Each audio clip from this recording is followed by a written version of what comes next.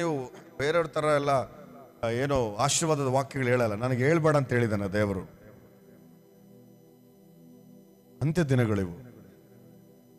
ಈಗ ನಾಳೆ ಸಾಯ್ತಿ ಅಂತ ಡಾಕ್ಟರ್ ಹೇಳಿದ್ನು. ಇವತ್ತು ಕಾರ್ ಕೊಟ್ರೆ ಏನಾಗುತ್ತೆ ನಿನಗೆ?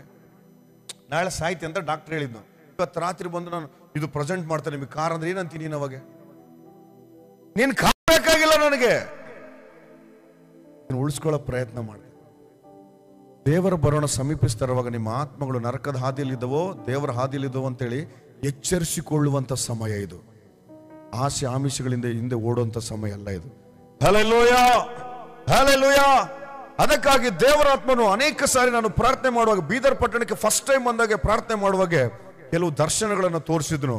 ಆ ದರ್ಶನಗಳು ಇಟ್ಕೊಂಡು ಪ್ರಾರ್ಥನೆ ಮಾಡುವಾಗ ಯಾವ ಪಟ್ಟಣದಲ್ಲಿ ಬೀದರ್ನಲ್ಲಿ ವಾಕ್ಯ ಹೇಳಿದ್ರು ದೇವರು ಕಾರ್ಯ ಮಾಡ್ತಾ ಇದ್ದಾನೆ. ಯಾಕಂದ್ರೆ ಆ ದರ್ಶನಗಳನ್ನು ನೋಡಿದ್ದೇನೆ. ಇವತ್ತು ಕೂಡ ಮಾತಾಡ್ತಾನೆ. ಒಂದು ವಿಚಿತ್ರವಾದ ಸಂಗತಿ ಏನು ಅಂತಂದ್ರೆ, ನಮ್ಮಲ್ಲಿ ಬಹಳ ಜನ ನರಕದಾಗಿರ್ತವೆ. What is this pastor? ದುರಂತ ಇದು. ಯೇಸು ಶಿಲುಬೆ ಮೇಲೆ ರಕ್ತ ಚೆಲ್ಲಿ ಪ್ರಾಣ ಕೊಟ್ಟು ತನ್ನ ಸಮಸ್ತವನ್ನು ತ್ಯಾಗ ಮಾಡಿ ನಿನಗೆ ರಕ್ಷಣೆ ಕೊಟ್ಟಿದ್ರೆ, ಇವತ್ತು ವಾಕ್ಯದಲ್ಲಿ ಎಕ್ಸ್ಪ್ಲೇನ್ ಮಾಡ್ತಾರೆ.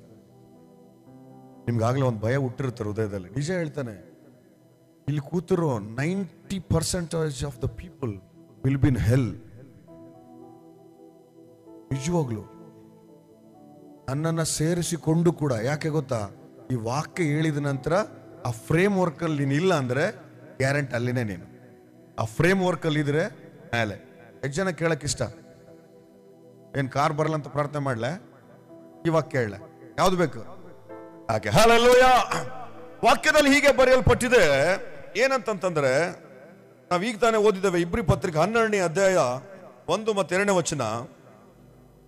ಆದ ಕಾರಣ ಇಷ್ಟು ಮಂದಿ ಸಾಕ್ಷಿಯವರು ಮೇಘದೋಪಾದಿಯಲ್ಲಿ ನಮ್ಮ ಸುತ್ತಲೂ ಇರುವುದರಿಂದ ನಮಗೆ ಅಭ್ಯಂತರ ಮಾಡುವ ಎಲ್ಲಾ ಭಾರವನ್ನು ಹತ್ತಿಕೊಳ್ಳುವ ಪಾಪವನ್ನು ನಾವು ಸಹ ತೆಗೆದಿಟ್ಟು ನಂಬಿಕೆಯನ್ನು ಹುಟ್ಟಿಸುವವನು ಪೂರೈಸುವವನಾಗಿರುವ ಯೇಸುವಿನ ಮೇಲೆ ದೃಷ್ಟಿ ಇಟ್ಟು ನಮಗೆ ನೇಮಕವಾದ ಓಟವನ್ನು ಸ್ಥಿರಚಿತ್ತದಿಂದ ಓಡೋಣ. ಹಲ್ಲೆಲೂಯಾ. ಎಲ್ಲರ ಕೈಗಳನ್ನೆತ್ತಿ ಒಂದು ಮಾತು ಹೇಳಿ, ನಾನು ಓಟ ಓಡುವಂತ ಟ್ರ್ಯಾಕ್ ನಲ್ಲಿ ಇದ್ದೇನೆ. ಇದ್ದೀರಾ? ಎಲ್ಲಿಗೆ ಓಡ್ಬೇಕಾಗಿರೋದು ನೀವು? ನೇರವಾಗಿ ಪರಲೋಕ ರಾಜ್ಯಕ್ಕೆ. ಟುಡೇ ಸಮಥಿಂಗ್ ವಂಡರ್ಫುಲ್ ಮೆಸೇಜ್, ನೀವು ಚೆನ್ನಾಗಿ ಕೇಳಿಸ್ಕೋಬೇಕಷ್ಟೇ.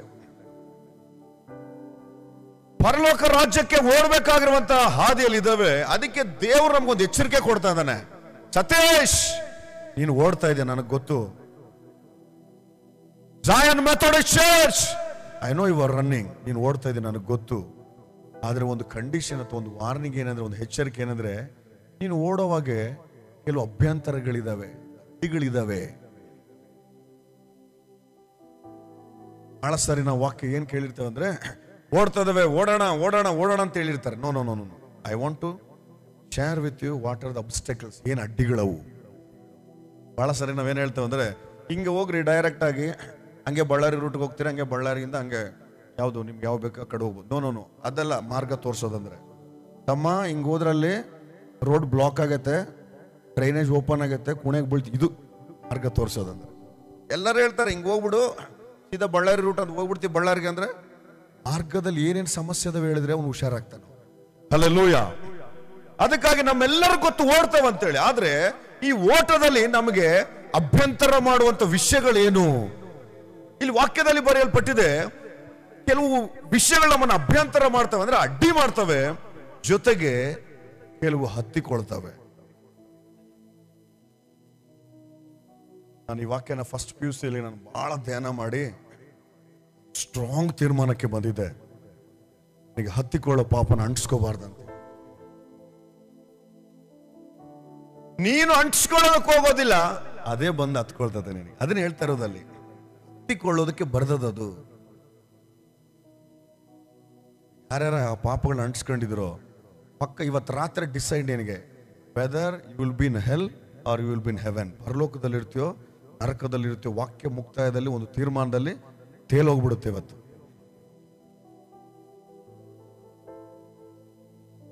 ಲೋಕ ಬಹಳ ಕೆಟ್ಟದ್ದು, ಒಂಥರ ವಿಸ್ಮಯ, ಒಂಥರ ನಮ್ಮನ್ನ ಬಹಳ ಏನಂತಾರೆ ಮೈಮರೆಸಿ ಅದರಲ್ಲಿ ಏನೋ ಒಂಥರ ಒಂದು ಸಂತೋಷವಿದೆ ನಿಜವಾದದ್ದು ಅಂತೇಳಿ, ಅಥವಾ ಅದೇನೇ ನಿಜವಾದ ಪ್ರಪಂಚ ಅಂತ ತೋರಿಸೋ ಸೈತಾನನ ದೃಷ್ಟಿಗಳಿವೆಲ್ಲ ವಾಕ್ಯದಲ್ಲಿದೆ, ಹತ್ತಿಕೊಳ್ಳುತ್ತೆ ಪಾಪ. ಸೊ ಬೈಬಲ್ ಅಲ್ಲಿ ಇಬ್ಬರು ವ್ಯಕ್ತಿಗಳಿದ್ದಾರೆ, ಅವ್ರನ್ನ ಸ್ವಲ್ಪ ಮಾತಾಡಿಸ್ಕೊಂಡು ನಂತರ ಕನ್ಕ್ಲೂಷನ್ ಅಲ್ಲಿ ನಾನು ಏನ್ ಹೇಳ್ಬೇಕಂತಿದ್ದೇನೋ ಅದು ಹೇಳ್ದಾಗ ನಿಮ್ಗೆ ಅರ್ಥ ಆಗುತ್ತೆ. ರೆಡಿನಾ ಕೇಳೋದಕ್ಕೆ? ಬೈಬಲ್ ಅಲ್ಲಿ ಇಬ್ಬರು ವ್ಯಕ್ತಿಗಳಿದ್ದಾರೆ, ಇಲ್ಲಿ ಹತ್ತಿಕೊಳ್ಳುವ ಪಾಪ ಅಂತ ಬರೆದಿದೆ ತಾನೆ. ಒಬ್ಬನಿಗೆ ಬಂದು ಹತ್ಕೊಂಡಿದೆ, ಇನ್ನೊಬ್ಬನು ತಾನೇ ಹೋಗಿ ಹತ್ಸ್ಕೊಂಡಿದ್ದಾನೆ. ಓದ್ತೀರಾ? ಫಸ್ಟ್ ತಾನೇ ಹೋಗಿ ಅಂಟಿಸ್ಕೊಂಡ್ರನ್ನ ಓದಾನ, ನೆಗೆಟಿವ್ ಓದಾನ ಫಸ್ಟ್, ಆಮೇಲೆ ಪಾಸಿಟಿವ್. ಕಮ್,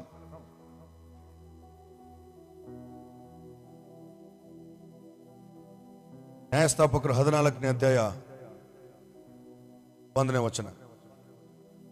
ಯಾರಿಗಾದ್ರೂ ಮೈಕ್ ಕೊಡ್ರಿ, ಬೇಗ ಓದ್ತಾರೆ.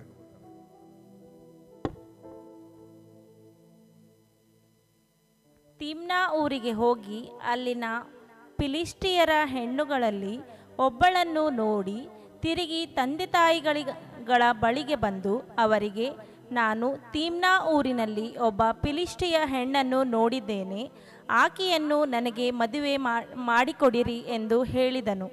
ಆಗ ಅವರು ಅವನಿಗೆ, ಸುನ್ನತಿ ಇಲ್ಲದ ಫಿಲಿಷ್ಟಿಯರ ಹೆಣ್ಣನ್ನು ವರಿಸಬೇಕೆಂದಿರುತ್ತಿ ನಿನ್ನ ಬಂಧುಗಳಲ್ಲಿ. ಸಾಕು ಸಾಕು, ಇವನು ಹೋಗಿ ಅಂಟಿಸ್ಕೊಂಡಿರೋ ನೀವನು. ಯಾರು ಇವನು? ಮಾತಾಡ್ಬೇಕು. ಯಾರು ಇವನು? ಸಂಸೋನ್. ನ್ಯಾಯಸ್ಥಾಪಕರ ಆಳ್ವಿಕೆಯಲ್ಲಿ ಇಸ್ರಾಯೇಲರಿಗೆ ನ್ಯಾಯ ತೀರಿಸುವುದಕ್ಕಾಗಿ ಒಬ್ಬೊಬ್ಬ ನ್ಯಾಯಸ್ಥಾಪಕರು ಆಗೋದ್ರು. ಅದಾದ ನಂತರ ದೇವರು ತಾಯಿಯ ಗರ್ಭದಲ್ಲಿ, ಚೆನ್ನಾಗಿ ಕೇಳಿಸ್ಕೋಬೇಕು ಎಲ್ಲ ಕಾರ್ನರ್ಗಿರೋರು ಕೂಡ, ತಾಯಿಯ ಗರ್ಭದಲ್ಲಿಯೇ ಸಂಸೋನನನ್ನ ಪ್ರತಿಷ್ಠಿಸಿ ಅವನ ಕೂದಲನ್ನ ಕಟ್ ಮಾಡಬಾರ್ದು, ಅದರಲ್ಲಿ ಅಭಿಷೇಕವಿದೆ ಅಂತೇಳಿ ಅವನನ್ನ ಪ್ರತ್ಯೇಕಿಸಿದ ವ್ಯಕ್ತಿಯಾಗಿ ದೇವರು ಹುಟ್ಟಿಸಿದ್ರೆ, ತಂದೆ ತಾಯಿಗಳು ಇವನನ್ನು ಅದೇ ಪ್ರತ್ಯೇಕ ವ್ಯಕ್ತಿಯಾಗಿ ಬೆಳೆಸಿದ್ರೆ, ಇಸ್ರಾಯೇಲರನ್ನ ಕಾಪಾಡೋದಕ್ಕಾಗಿ ನೀನು ಒಬ್ಬ ನ್ಯಾಯಸ್ಥಾಪಕನಾಗಿರ್ತೀಯ, ಬಿಡುಗಡೆ ಕೊಡೋದಕ್ಕಾಗಿ ಹೋರಾಟಗಳು ಬಂದಾಗ ಅವ್ರ ಜೊತೆಯಲ್ಲಿ ಯುದ್ಧ ಮಾಡೋದಕ್ಕಾಗಿ ನೀನೊಬ್ಬ ಏನಂತಾರೆ ಯುದ್ಧ ಶೂರನ ತರ ನಿನ್ನನ್ನು ನಾನು ಉಪಯೋಗಿಸ್ತೇನೆ ಅಂತ ಹೇಳಿ ದೇವರು ಹೇಳಿದ್ರೆ, ಇವನ್ ಮಾಡಿದ್ದೇನು ಕೆಲಸ? ತಿಮ್ನಾ ಅನ್ನೋ ಊರಿಗೆ ಹೋದ್ನು, ತಿಮ್ನಾ ಅನ್ನೋ ಊರಿಗೆ ಹಿಂಗ್ ಹೋದ್ನು, ಇದೇ ಊರು ಅನ್ಕೊಂಡು ಹಿಂಗ್ ಹೋದ್ನು, ಹಿಂಗ ಒಂದು ಹುಡುಗಿ ನೋಡಿದ್ನು ಅಷ್ಟೇ. ಬಂದ್ಬಿಟ್ಟ ಮನೆಗೆ ವಾಪಸ್. ಮನೆಗೆ ಬಂದು, ಅಮ್ಮ ಏನಪ್ಪ? ಅಪ್ಪಗೆ ಹೇಳ ಫಸ್ಟ್, ಅಮ್ಮಗೆ ಹೇಳ, ಅವ್ರಿಗೆ ಹೇಳಪ್ಪ, ಇಬ್ಬರು ಒಂದೇ ನಾವು. ಏನಿಲ್ಲ, ತಿಮ್ಮನ ಊರಿನಲ್ಲಿ ಒಂದು ಹುಡುಗಿ ನೋಡಿ, ಹುಡುಗಿ ನನಗೆ ಮದುವೆ ಮಾಡ್ಕೊಡ್ರಿ. ಅಪ್ಪ ಅಮ್ಮ ಒಂದೇ ಸರ ಶಾಕ್ ಆಗ್ಬಿಟ್ರು. ಯಾಕಂತಂದ್ರೆ ಅವ್ರಿಗೆ ನಮ್ಗೆ ಆಗಿ ಬರೋದಿಲ್ಲ, ಅನ್ಯ ಜನರು, ನೀನು ಪ್ರತಿಷ್ಠಿಸಲ್ಪಟ್ಟವನು. ಶಾಕ್. ದೇವರಾತ್ಮ ಸ್ಪಷ್ಟವಾಗಿ ಹೇಳ್ತಿಲ್ಲ, ಎಷ್ಟು ಯಂಗ್ಸ್ಟರ್ಸ್ ನಿಮ್ಮ ಅಪ್ಪ ನಿಮ್ಮ ಅಮ್ಮಗೆ ಶಾಕ್ ಕೊಡಕ್ ರೆಡಿ ಇದ್ದೀರಾ ನೀವು? ನೀನೇ ಶಾಕ್ ಕೊಡಿಸ್ಕೊಳ್ತೆ, ಹುಷಾರು. ಯಾರಿಗೂ ಗೊತ್ತಿಲ್ಲದಾಗೆ ಮೊಬೈಲಲ್ಲಿ ಕದ್ದು ಮುಚ್ಚಿ ಇನ್ನೊಬ್ಬರನ್ನ ಪ್ರೀತಿ ಮಾಡಿ ಇದಕ್ಕಿದ್ದಂಗೆ ಒಂದು ಒಳ್ಳೆ ಸಮಯನ ನೋಡಿ ನಮ್ಮ ಅಪ್ಪ ನಮಗೆ ತಿಳಿಸಿ ಒಪ್ಪಿಸಿ ಮದುವೆ ಆಗ್ಬೇಕಂತೇಳಿ ಆಲೋಚನೆ ಮಾಡ್ತಾ ಇದ್ದೀವಿ ತಾನೆ. ದೇವರಾತ್ಮ ನಿನ್ ಜೊತೆನೆ ಮಾತಾಡ್ತಾ ಇದ್ದಾನೆ, ನೀನು ಮಾಡ್ತಾ ಇರೋದು ತಪ್ಪು. ಯಾಕೆ ಗೊತ್ತಾ?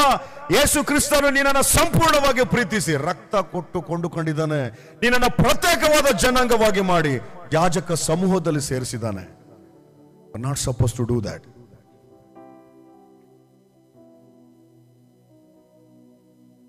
ಅಪ್ಪ ಅಮ್ಮ ಹೇಳಿದ್ರು ಬೇಡಪ್ಪ ಕಂದ, ಬಿಡ್ಲಿಲ್ಲ.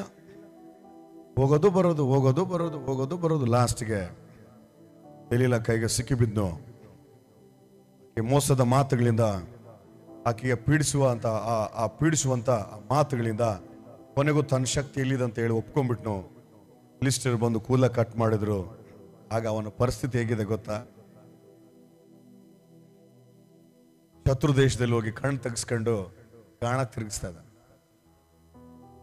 ಇಲ್ಲಿ ಯಾರಾದ್ರೂ ಪಾಪಗಳನ್ನ ಅಂಟಿಸ್ಕೊಳಕ್ ರೆಡಿ ಇದ್ರೆ ವಾಕ್ಯದಲ್ಲಿದೆ, ಆ ಸಂಸೋನನ ಕಣ್ಣುಗಳು ಹೋಗಿದ್ದು ಯಾವುದಕ್ಕೆ ಸೂಚನೆ ಅಂದ್ರೆ, ವಾಕ್ಯದಲ್ಲಿ ಇದೆ, ಕಣ್ಣುಗಳು ದೇಹಕ್ಕೆಲ್ಲ ದೀಪ. ಈ ಕಣ್ಣುಗಳು ನೆಟ್ಟಗಿದ್ರೆ ದೇಹವೆಲ್ಲ ಬೆಳಕಾಗಿರುತ್ತೆ. ಈ ಕಣ್ಣುಗಳಲ್ಲಿ ದರಿದ್ರ ತುಂಬಿಕೊಂಡ್ರೆ ನಿನ್ನ ಶರೀರವೆಲ್ಲ ಪಾಪದಿಂದ ತುಂಬಿಸಲ್ಪಡುತ್ತೆ. ಈ ಬೆಳಕಾಗಿರುವಂತ ಆ ಕಣ್ಣುಗಳನ್ನೇ ತೆಗೆದುಬಿಟ್ರು. ಬದುಕೆಲ್ಲ ಕತ್ತಲಮಯ. ಸಂಸೋನ್ದು ಇವನು ಅಂಟಿಸ್ಕೊಳ್ಳೋನು. ಇವನು ಏನ್ ಇವನು? ಬಹಳ ಜನ ಯವನಸ್ಥರು ಸುಮ್ಮನೆ ಏನ್ ಮಾಡ್ತಾರಂದ್ರೆ, ಫ್ರೆಂಡ್ ಸರ್ಕಲ್ ಎಲ್ಲಿ ಹೋಗ್ತೀಯಾ ಅಂತ ತಂದೆ ತಾಯಿಗಳಿಗೆ ಇಲ್ಲೇ ಹೋಗ್ತಾರೆ ಸುಮ್ಮನೆ ಅವನ ಜೊತೆ ಕೂಡೋದು, ಅವ್ನ ಮೊಬೈಲಿಗೆ ಏನು ನೋಡ್ತಾನೆ ಅವ್ನು ಫಾಲೋ ಮಾಡೋದು, ಅಲ್ಲಿ ಹೋಗೋದು, ಸಿನಿಮಾ ನೋಡೋದು, ಅದು ತಿನ್ನೋದು ಇದು ತಿನ್ನೋದು, ಬರೀ ಇವೇ ಅಂಟಿಸ್ಕೊಳ್ಳೋರು ಜಾಸ್ತಿ ಆಗಿದ್ದಾರೆ. ನೀನು ಅನ್ಯ ಜನಗಳ ಮಧ್ಯದಲ್ಲಿರುವಾಗ ನಿನಗೆ ಗೊತ್ತಾಗಬೇಕಾಗಿತ್ತು ನಾನು ಪ್ರತ್ಯೇಕಿಸಲ್ಪಟ್ಟವನು ಅಂತೇಳಿ. ಅನ್ಯ ಜನಗಳು ನಿನಗೆ ಪಾಪ ಮಾಡೋದಕ್ಕೆ ಕರೆದಾಗ ನಿನಗೆ ಗೊತ್ತಾಗಬೇಕಾಗಿತ್ತು ನಾನು ಪ್ರತ್ಯೇಕಿಸಲ್ಪಟ್ಟವಳು ಅಂತೇಳಿ. ಅಂಟಿಕೊಳ್ಳುವಂತ ಪಾಪನ ತೆಗೆದಿಟ್ಟು ಓಡ್ರ ಅಂದ್ರೆ ನಮ್ಮ ಸಂಸೋನ್ ಏನ್ ಮಾಡಿದ್ನೋ ಅಂಟಿಸಿಕೊಂಡು. ಓಕೆ, ಇನ್ನೊಬ್ಬರು ನಾವು ನೋಡೋಣ. ನಾವು ಆದಿಕಾಂಡ 39ನೇ ಅಧ್ಯಾಯ 12ನೇ ವಾಕ್ಯ.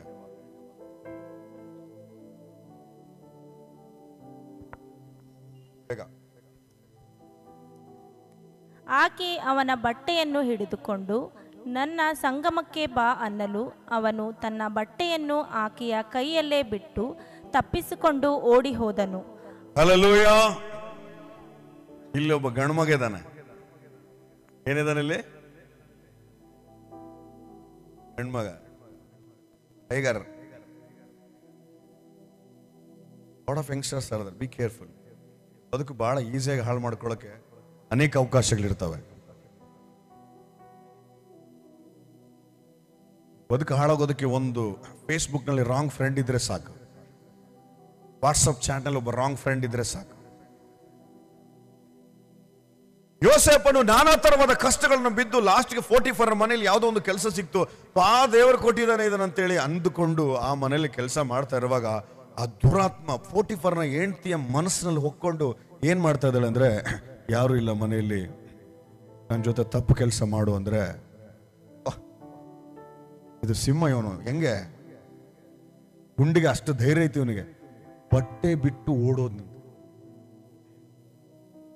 ಅವನು ನೋಡಿದ್ರೆ ಊರ ಹೋಗಿ ಅಂಟಿಸ್ಕೊಂಬಂದವನು ಅವನು ಸಂಸೋನು. ಇವನು ಅಂಟಕ್ ಬಂದ್ರು ಕೂಡ ಅಂಟಿಸ್ಕೊಂಡ್ಲಾರ್ದಂಗೆ ಓಡೋದನ್ನು. Hallelujah, hallelujah. ಎಷ್ಟು ಜನ ಇದ್ರಲ್ಲಿ ಯವನಸ್ಥರು ನಿಮ್ಮ ಫ್ರೆಂಡ್ ಸರ್ಕಲ್ ನಿಮ್ಗೆ ಅಂಟ್ಕೊಳ್ಳೋದಕ್ಕೆ ಬಂದಾಗ ತೆಗೆದಿಟ್ಟು ಓಡೋ ದಮ್ಮಿರುವಂತ ಯವನಸ್ಥರು. ನಾನು ಯಾಕೆ ಇಷ್ಟು ಕಡ ಕೇಳ್ತಾನೆ ಗೊತ್ತಾ?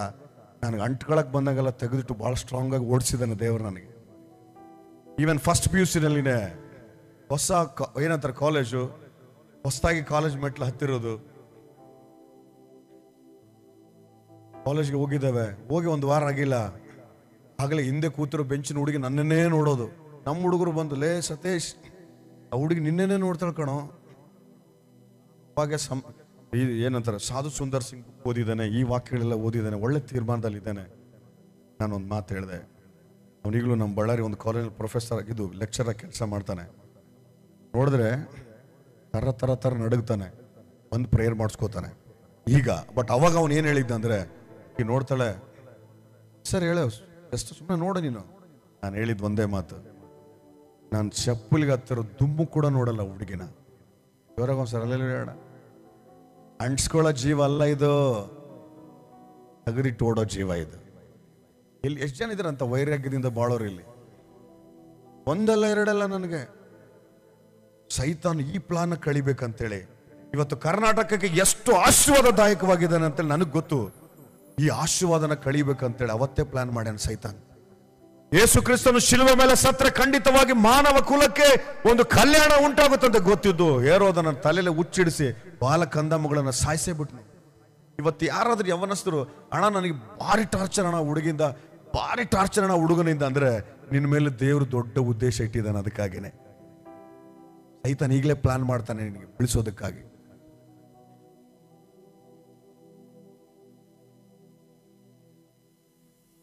B.Ed ಓದೋ ಸಮಯದಲ್ಲಿ ಊರಿಗೆ ಬಂದೆ. ಊರಿಗೆ ಬಂದ ತಕ್ಷಣ ನನ್ನ ಆಟೋಗ್ರಾಫ್ ಬುಕ್ ಇನ್ನೇನು ಮುಗಿದೋಯ್ತು. B.Ed ನಮ್ದು ಜೆಂಟ್ಸ್ ಹಾಸ್ಟೆಲ್ ಇತ್ತು. ಹೋಗೋದು ಹುಡುಗರ ಹಾಸ್ಟೆಲ್ಗೆ ಹೋಗಿದ್ದೆ. ನಂದು ಆಟೋಗ್ರಾಫ್ ಬುಕ್ ಯಾರು ಕೊಟ್ಟರೋ ಗೊತ್ತಿಲ್ಲ. ಚರ್ಚ್ ಮುಗಿಸ್ಕೊಂಡು ಊರಿಗೆ ಹೋಗ್ತಾ ಇದ್ದಾನೆ. ಊರಿಗೆ ಹೋಗಿ ನೋಡ್ತಾನೆ, ನನ್ನ ಆಟೋಗ್ರಾಫ್ ಬುಕ್ನಾಗ ಪೂರ್ತಿ Satish sir, I love you Satish. ಸುಮಾರು ಜನ ಹುಡುಗಿಯರು. ನಾನು ಅನ್ಕಂಡೆ, ನಾನು ನೋಡೋಕ್ಕೇನು ಸುಂದರಂಗೆ ಇದ್ದಂಗಿಲ್ಲ, ಅವಾಗಲೂ ಗಡ್ಡ ಬಿಟ್ಕೊಂಡು ಹಿಂಗೆ ಇರ್ತಾನೆ.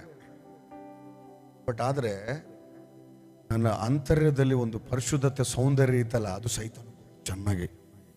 ಇವನ ಬಿಟ್ಟರೆ ಇವನು ಕರ್ನಾಟಕ ತಿರುಗಿ ಹೊಡಿತಾನೆ ಇವನು.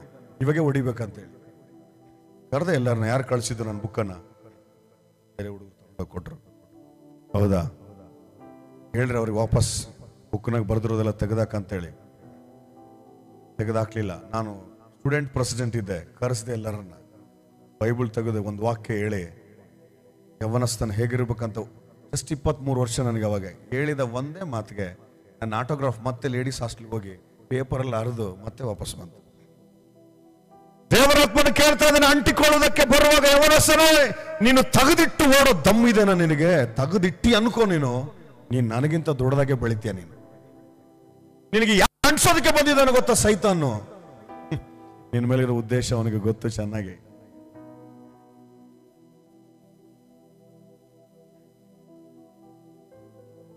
ಎಲ್ಲರಿಗೂ ಗೊತ್ತು, ಶಿಲುಬೆಯಲ್ಲಿ ತೋರಿದ ಪ್ರೇಮ ಹಾಡು ಕೇಳಿರಲ್ಲ, ಮೌನ ಪ್ರೇಮ. ಸಾಮಾನ್ಯವಾಗಿ ಬಸ್ಸಲ್ಲಿ ಲಾಸ್ಟ್ ಕೂತು ಹೋಗೋಂಥ ಅಭ್ಯಾಸ ನನಗೆ. ಏಡ್ ಮಾಡೋ ಸಮಯದಲ್ಲಿನೇ ಮನೆಯಿಂದ ಮುಂಜಾನೆ 4 ಗಂಟೆಗೆ 9 ಗಂಟೆಗೆಲ್ಲ ಸಂಡೇ ಬರ್ತಾ ಇದ್ದೆ. ಮಂಡೇ ಮಾರ್ನಿಂಗ್ ಹೋದ್ರೆ 9 ಗಂಟೆ ಕೊಟ್ಟೂರು ಇಲ್ಲೇ ಪಕ್ಕದಲ್ಲಿ ಓದಿದ್ದು. ಬಸ್ ಹತ್ತಿ 4:15 ಸ್ನಾನ ಮಾಡ್ಕೊಂಡು 5:15 ಬಸ್ ಬರುತ್ತೆ. 5:15 ಬಸ್ ಹತ್ತಿ ಹಿಂದೆ ಕೂತಿದ್ದಾನೆ. ಸ್ವಲ್ಪ ದೂರ ಹೋಗೋಷ್ಟೊಳಗೆ such a beautiful girl, beautiful ಆಗಿರೋ ಒಂದು ಹುಡುಗಿ, ಮುಂದೆ 100 ಸೀಟ್ ಖಾಲಿ ಇದ್ದಾವೆ. ಡೈರೆಕ್ಟ್ ಆಗಿ ಬಂದು ನನ್ನ ಪಕ್ಕದಲ್ಲೇ ನನಗೆ ಟಚ್ ಆಗಿ ಕೂತ. ಫಸ್ಟ್ ಟೈಮ್ ನನ್ನ ಜೀವನದಲ್ಲಿ ಒಂದು ಹುಡುಗಿ ನನ್ನ ಮುಟ್ಟಿದ್ದವತ್ತು. I was writing a song. ಶಿಲುಬೆಯಲ್ಲಿ ನೀ ತೋರಿದ ಪ್ರೇಮವು ನಾನು ಮರೆಯಲಾರೆ. ಕೇಳಿರಲ್ಲ ಹಾಡೋದು? ರಕ್ತದ ಕಣ್ಣುಗಳ. I love that song. ನಾನು ಇನ್ನೂ 100 ಹಾಡು ಬರೆದ್ರು, 1000 ಹಾಡು ಬರೆದ್ರು, ಎಲ್ಲ ಏನೇನೋ ಕಂಡು ಅಥವಾ ಕೃಪೆ ಸೌಂದರ್ಯದಲ್ಲಿ. ಈಗಲೂ ಇನ್ನೂ ಸುಮಾರು ಹಾಡುಗಳು ಬರೆದಿದ್ದಾವೆ. ಪ್ರಾರ್ಥನೆ ಮಾಡಿ ಎಲ್ಲವನ್ನ ಮಾಡೋದಕ್ಕೆ ಸ್ವಲ್ಪ ಫಿನಾನ್ಷಿಯಲಿ ಫಿಟ್ ಆಗಬೇಕು. ಅವೆಲ್ಲಂಗೆ ಉಳಿದಿದ್ದಾವೆ. ಬಟ್ ಇನ್ನೂ 1000 ಹಾಡು ಬರೆದ್ರು ಮೌನ ಪ್ರೇಮ, ಮೌನ ಪ್ರೇಮನೇ ನನಗೆ ಅದು. ನೀವು ಕೇಳ್ಬೋದು, ಸತೀಶ್ ಪಾಸ್ಟರ್ ನಿಮ್ಮ ಬೆಸ್ಟ್ ಸಾಂಗ್ ಯಾವುದಂದ್ರೆ ಮೌನ ಪ್ರೇಮ. ಯಾಕೆ?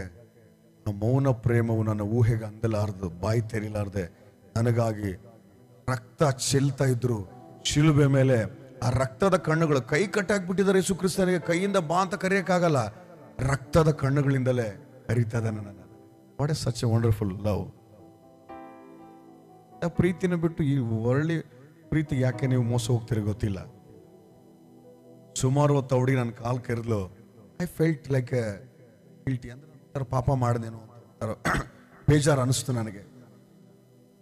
ದೇವರಾತ್ಮ ಹೇಳಿದಿಲ್ಲ, ನೀನು ಯೋಸೆಫ್ ಅಂತಾರ ಇದೆಯಾ? ನನಗೆ ಗೊತ್ತು ನೀನು ಅದಕ್ಕೆ ಎಸ್ ಅಂದಿಲ್ಲ. ಸ್ವಲ್ಪ ಹೊತ್ತು ಆದ ನಂತರ ಆಕೆ ಮುಂದೆ ಹೋಗಿ ಕೂತ್ಕೊಂಡು ನಾನು ಗುರುಗುಡ್ಸ್ಕೊಂಡು ನೋಡಿ ಇಳಿದು ಹೋದ್ಲು. ಕಾಲೇಜ್ಗೆ ಹೋದೆ. ರೂಮ್ಗೆ ಹೋಗಿದ ತಕ್ಷಣ ನಮ್ಮ ಫ್ರೆಂಡ್ಸ್ ಎಲ್ಲ ಕಾಲೇಜಿಗೆ ಬರಲ್ಲ ಅಂದ್ರೆ, ಇಲ್ಲ ನಾನು ಬರಲ್ಲ ಇವತ್ತು. ಬ್ಯಾಗ್ ರೂಮಲ್ಲಿ ಹಾಕಿ ಒಂದು ದಿನ ಪೂರ್ತಿ ಅಳ್ತಾ ಪ್ರಾರ್ಥನೆ ಮಾಡಿದೆ, ದೇವ್ರೆ ಸಂಬಡಿ ಟಚ್ ಮೈ ಬಾಡಿ. ನಾನು ಅಪರಿಶುದ್ಧನಾಗ್ಬಿಟ್ನೇನೋ ಭಯ. ದೇವ್ರು ಹೇಳಿದಿಲ್ಲ, ಸತೀಶ್ ನೀನು ಯೋಸೆಫನ್ ಹಾಗೆ ಕಾಪಾಡಿಕೊಂಡಿದೀಯಾ. ಆ ಹಾಡು ಪೂರ್ತಿ ಮಾಡಿದೆ ನಾನು, ಮೌನ ಪ್ರೇಮನ. ಯಾಕೆ ಹೇಳ್ತಾ ಇದ್ದೇನೆ ಅಂದ್ರೆ, ಈಗ ಅರ್ಥ ಆಗ್ತದೆ ನನಗೆ. ಅವತ್ತು ನನ್ನ ಬದುಕಿನಲ್ಲಿ ಬಂದಿರೋ 1000 ಹುಡುಗಿಯರಿಗೆ ಒಂದು ಸರಿ ಎಸ್ ಅಂದಿದ್ರೆ ಇವತ್ತು ಇಷ್ಟು ಧೈರ್ಯವಾಗಿ ಹೇಳಕ್ ಸಾಧ್ಯ ಆಗ್ತಿರ್ಲಿಲ್ಲ. ಕರ್ನಾಟಕಕ್ಕೆ ಒಂದು ಆಶೀರ್ವಾದದಾಯಕವಾಗಿ. ಅದಕ್ಕೆ ಇಲ್ಲಿ ಯಾರಾದರೂ ಈ ಲವ್ ಅಫೇರ್ ನಲ್ಲಿ ಬಿದ್ದು ಒದ್ದಾಡ್ತಾ ಇದ್ರೆ, ಇನ್ಮೇಲೆ ದೇವರ ಉದ್ದೇಶ ಬಹಳ ಇದೆ. ಒಂದು ಸಾರಿ ಶಿಲುಬೆ ಮೇಲೆ ಆತನು ಎಂತ ಪ್ರೀತಿ ತೋರಿಸಿದನು, ಒಂದ್ಸರಿ ತಿರುಗಿಬಿಡು. ಇಲ್ಲಣ್ಣ ಆಕಿಗೆ ನಾನು ನೋ ಅನ್ನಕ್ಕಾಗಲ್ಲ, ನೋ ಅಂದು ಬಿಡು. ಪೋಟಿಫರ್ನ ಹೆಂಡತಿಗೆ ಯೋಸೆಫನು ನೋ ಅಂದನು, ಕೇಳಲಿಲ್ಲ ಆಕೆ. ಆ ಸ್ಥಳವನ್ನೇ ಬಿಟ್ಟು ಓಡೋದ್ನು. ಹಲ್ಲೆಲೂಯ. ಇವನು ಅಂಟೋದಕ್ಕೆ ಬಂದ್ರೆ ಅಂಟಿಸಿಕೊಳ್ಳಲಾರದಂತ ವ್ಯಕ್ತಿ. ಈಗ ಸರ್, ನಾನು ನಿಮಗೆ ಮುಂಚೆನೆ ಒಂದು ಮಾತು ಹೇಳಿದೆ, ಏನು ಅಂತಂದ್ರೆ ನಮ್ಮಲ್ಲಿ ಬಹಳ ಜನ ನರಕದಲ್ಲಿ ಇರ್ತೇವೆ ಅಂತ ಹೇಳಿ. ನಿಮ್ಗೆ ಅನಿಸ್ತಾ ಇರ್ಬೋದು, ಎಲ್ಲಿ ಬ್ರದರ್ ನಾವು ಆತರ ಯಾವುದೇ ಪಾಪಗಳನ್ನ ಮಾಡಿಲ್ಲ. ಹೌದು, ಮಾಡಿಲ್ಲ, ಒಳ್ಳೇದು. ಸಂಸೋನಂತ ವ್ಯಭಿಚಾರದ ಕಾರ್ಯಗಳನ್ನ ಮಾಡಿಲ್ಲ, ಕಳ್ತನ ಮಾಡೋದಿಲ್ಲ, ಸುಳ್ಳು ಹೇಳೋದಿಲ್ಲ. ಯಾರೋ ಮಾಡಲ್ಲ. ನೀವು ಕೊಲೆ ಮಾಡೋದಿಲ್ಲ, ಮಾಡ್ತೀರ ನೀವು ಯಾರಾದ್ರು? ಪೊಲೀಸರು ಇದಾರೆ, ಯಾರನ್ನ ಕೈ ಎತ್ತರಿ ಕೊಲೆ ಮಾಡಿ ಹಿಂಗೆ ಜೈಲಿಗೆ ಕರ್ಕೊಂಡು ಹೋಗ್ತಾರೆ. ನಿಮ್ಮನ್ನು ಮಾಡೋದಕ್ಕಿಂತ ಮುಂಚೆ ಕರ್ಕೊಂಡು ಹೋಗ್ತಾರೆ. ನೀವು ಕೊಲೆ ಮಾಡಿಲ್ಲ, ಯಾವುದೇ ವ್ಯಭಿಚಾರದ ಕಾರ್ಯಗಳು ಮಾಡಿಲ್ಲ. ಬಟ್ ಆದ್ರೆ ಅವು ಮ್ಯಾಟರ್ ಅಲ್ಲ. ಇಲ್ಲಿ ಅಭ್ಯಂತರ ಮಾಡೋದು ಅವಲ್ಲ. ನೀನು ಊಟ ಮಾಡುವಾಗ ಇಷ್ಟು ದೊಡ್ಡ ಕಲ್ಲು ಬರ್ತೈತೆ ಊಟಕ್ಕೆ ಡಿಸ್ಟರ್ಬ್ ಮಾಡಕ್ಕೆ. ಊಟ ಮಾಡ್ತಾ ಇರ್ತೀಯ, ಸಣ್ಣ ಒಂದು ಕೂದಲು ಬಂದ್ಬಿಡುತ್ತೆ, ಅದು ಇಮಿಡಿಯೇಟ್ ಆಗಿ ನೀನು ಬಾಯಿಗೆ ಅದು ರಿಯಾಕ್ಷನ್ ಆಗಿ ಹಂಗೆ ಬಂದ್ಬಿಡೋದು. ಯಾಕೆ ಅದು ನೀನು ಅವಾಗ ಹೋಗಿ ಊಟ ಮಾಡ್ತಿದ್ದಮ್ಮ ಇಷ್ಟು ದೊಡ್ಡ ಜಡೆ ಬಂದ್ಬಿಟ್ಟಿತ್ತು ಊಟದಾಗ ಅಂತೀಯ? ನೋ, ಸಣ್ಣ ಕೂದಲು. Be careful. ತುಂಬಾ ಚೆನ್ನಾಗಿ ಕೇಳಿಸ್ಕೊಳ್ಳಿ. ಅಂಟಿಸಿಕೊಳ್ಳೋ ಪಾಪವನ್ನು ಅಂಟಿಸಿಕೊಳ್ಳಾರ್ದ ಇದ್ದೀರಾ, ಓಕೆ? ಅಂಟಿಕೊಳ್ಳೋದಕ್ಕೆ ಬಂದ್ರು ಕೂಡ ಎಷ್ಟೋ ಜನ ಗೆದ್ದಿದ್ದೀರ, ಓಕೆ? ಆದ್ರೆ ಈ ತರ ಪಾಪಗಳು ಯಾವುಗಳು ಕೂಡ ನಮ್ಮನ್ನ ಅಡ್ಡಿ ಮಾಡೋದಿಲ್ಲ. ಏನನ್ನ ಅಡ್ಡಿ ಮಾಡೋದೇನಂದ್ರೆ ಸಣ್ಣ ಸಣ್ಣ ವಿಷಯಗಳೇ. ಮ್ಯಾಥಮೆಟಿಕ್ಸ್ ಸಮ್ ಯಾವುದೋ ಒಂದು ಪ್ರಾಬ್ಲಮ್ ಬಿಡಿಸೋ ಸಮಯದಲ್ಲಿ ಫುಲ್ ಪ್ರಾಬ್ಲಮ್ ಕನ್ಫ್ಯೂಸ್ ಆಗಲ್ಲ. ಸಣ್ಣದು ಎಲ್ಲೋ ಒಂದು ಕಡೆ ಪೂರ್ತಿ ಪ್ರಾಬ್ಲಮ್ ರಾಂಗ್. ಅದು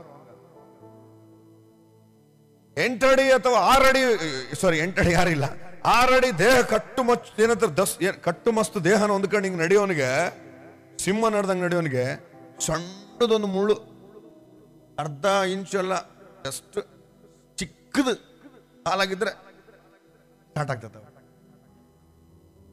ಯಾರಾದ್ರು ಇದ್ರಲ್ಲಿ ನಾನು ಹೋಗ್ತಾ ಇದ್ದೆ ಸರ್, ಇಷ್ಟು ದೊಡ್ಡ ಸೈಜ್ ಕಲ್ಲು ಎಡು ಬಿದ್ದಿ ನಂಬರು. ನೀನು ಬಿದ್ದಿರೋದೇ ಸಣ್ಣ ಕಲ್ಲಿಗೆ. ಅರ್ಥ ಆಗ್ತಿರ್ಬೇಕಾಗ್ಲೇ ನಿಮಗೆ. ದೊಡ್ಡ ದೊಡ್ಡ ಪಾಪಗಳು ಯಾವ ನೀನು ಅಡ್ಡಿ ಮಾಡ್ತಾ ಬಂದಿಲ್ಲ, ಸಣ್ಣ ಸಣ್ಣ ಪಾಪಗಳೇ ನಿನ್ನನ್ನು ಅಡ್ಡಿ ಮಾಡಿ ಓಟದಲ್ಲಿ ಓಡಲಾರ್ದೆ ಮಾಡಿ. Hallelujah, hallelujah, hallelujah. ಎಷ್ಟು ಜನ ಕೇಳೋದಕ್ಕೆ ಸಿದ್ಧವಾಗಿದ್ದೀರಾ? ಸಣ್ಣ ಪಾಪಗಳು ಯಾವ ಸಾರ್ ಹೇಳೇ ಬಿಡ್ರಿ ಅಂತ ಹೇಳಿ ಹೇಳ್ತಾನೆ ದೇವರು ಇವತ್ತು ನಿನಗೆ. ಶೂ ಹಾಕೊಂಡು ಓಡ್ತಾ ಇದ್ದೀರ ಅಂತ ಯೋಚನೆ ಮಾಡಿ. ಶೂನಲ್ಲಿ ಒಂದು ಸಣ್ಣ ಉಸ್ಕಿನ ರೇಣು ಅರಳಿದ್ರೆ ಸಾಕಲ್ಲ, ಯು ಕಾಂಟ್ ರನ್. ಯಾಕೋ ಲಾಸ್ಟ್ ಬಂದ್ಬಿಟ್ಟೆಲ್ಲ ಓಟದಲ್ಲಿ ನಿನ್ಗಂದ್ರೆ ಸಾರ್ ಇಲ್ಲ, ಶೂನಲ್ಲಿ ಒಂದು ಇಷ್ಟು ದೊಡ್ಡ ಕಲ್ಲಿತ್ತಾನೆ. ನೋ, ಅಷ್ಟು ಕಲ್ಲಿದ್ರೆ ಈಸಿಯಾಗಿ ತೆಗೆದಾಕ್ತಿಯ. ಸಣ್ಣದೇ ಬರೋಲ್ಲ ಅದು ಜಲ್ದಿ. ಕೊಲೆ ಮಾಡಬೇಡ ಅಂತ ದೇವ್ರ ವಾಕ್ಯ ಹೇಳೋ, ನೀನು ಕೊಲೆ ಮಾಡೋದಿಲ್ಲ. ಯಾಕೆ? ಅದು ಈಸಿಯಾಗಿ ಬಿಟ್ಬಿಡ್ತೀಯ. ಅದು ಬಹಳ ಡೇಂಜರ್. ಅಷ್ಟು ದೊಡ್ಡದು ಮಾಡೋಕ್ಕಾಗಲ್ಲ ನಿನ್ನ ಕೈಲಿ. ಸೈತಾನ ಏನ್ ಮಾಡಿದಾನಂದ್ರೆ ದೊಡ್ಡ ದೊಡ್ಡ ಪಾಪಗಳೆಲ್ಲವನ್ನು ಕೂಡ ಪಕ್ಕಕ್ಕಿಟ್ಟು ಸಣ್ಣ ಸಣ್ಣ ಪಾಪಗಳ ಅಭ್ಯಂತರ ತಂದು ಕೊಡ್ಲಾರ್ದಂಗೆ ಬಿಳಿಸ್ತಾ ಇದ್ದಾನು. ಆಗ್ತಿದಲ್ಲ ಹೇಳೋದು? ಇವತ್ತು ನಾನು ಹೇಳಿದ ಮೇಲೆ ಸರ್ ಇದು ಪಾಪ ಅಂತಾನೆ ಅನ್ಕೊಂಡಿಲ್ಲ ನಾವು ಅಂತೀರ ನೀವು ಕೊನೆಗೆ. ಈಗ ಅನ್ಸುತ್ತೆ ಮತ್ತೆ ಏನು ಸಣ್ಣ ಸಣ್ಣ ಪಾಪಗಳು. ಸ್ವಲ್ಪ ಸೀರಿಯಲ್ ನೋಡಿದೆ, ಸಿನಿಮಾ ನೋಡಿದೆ, ರೀಲ್ಸ್ ನೋಡಿ ನಕ್ಕೆ, ಟಿಕ್ ಟಾಕ್ ನೋಡಿದೆ.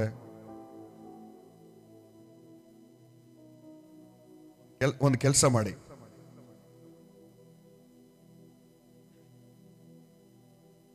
ರಕ್ಷಣೆ ವಸ್ತ್ರವನ್ನು ಕೊಟ್ಟಂತ ಅಥವಾ ಕೊಡಲ್ಪಟ್ಟಂತ ಒಬ್ಬ ವ್ಯಕ್ತಿ, ಈಗ ನಾನೇ ಒಂದು ವೈಟ್ ಶರ್ಟ್ ಹಾಕಿನ ಅನ್ಕೊಳ್ಳಿ,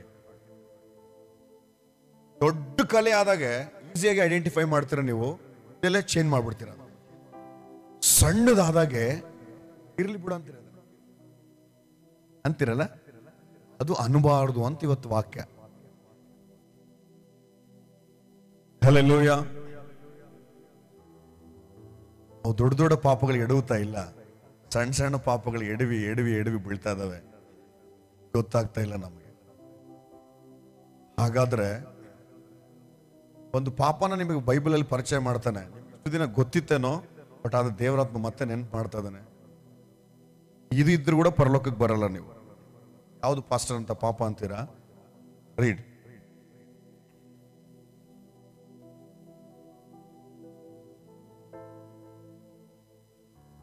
ಯೆರೆಮೀಯನ ಗ್ರಂಥ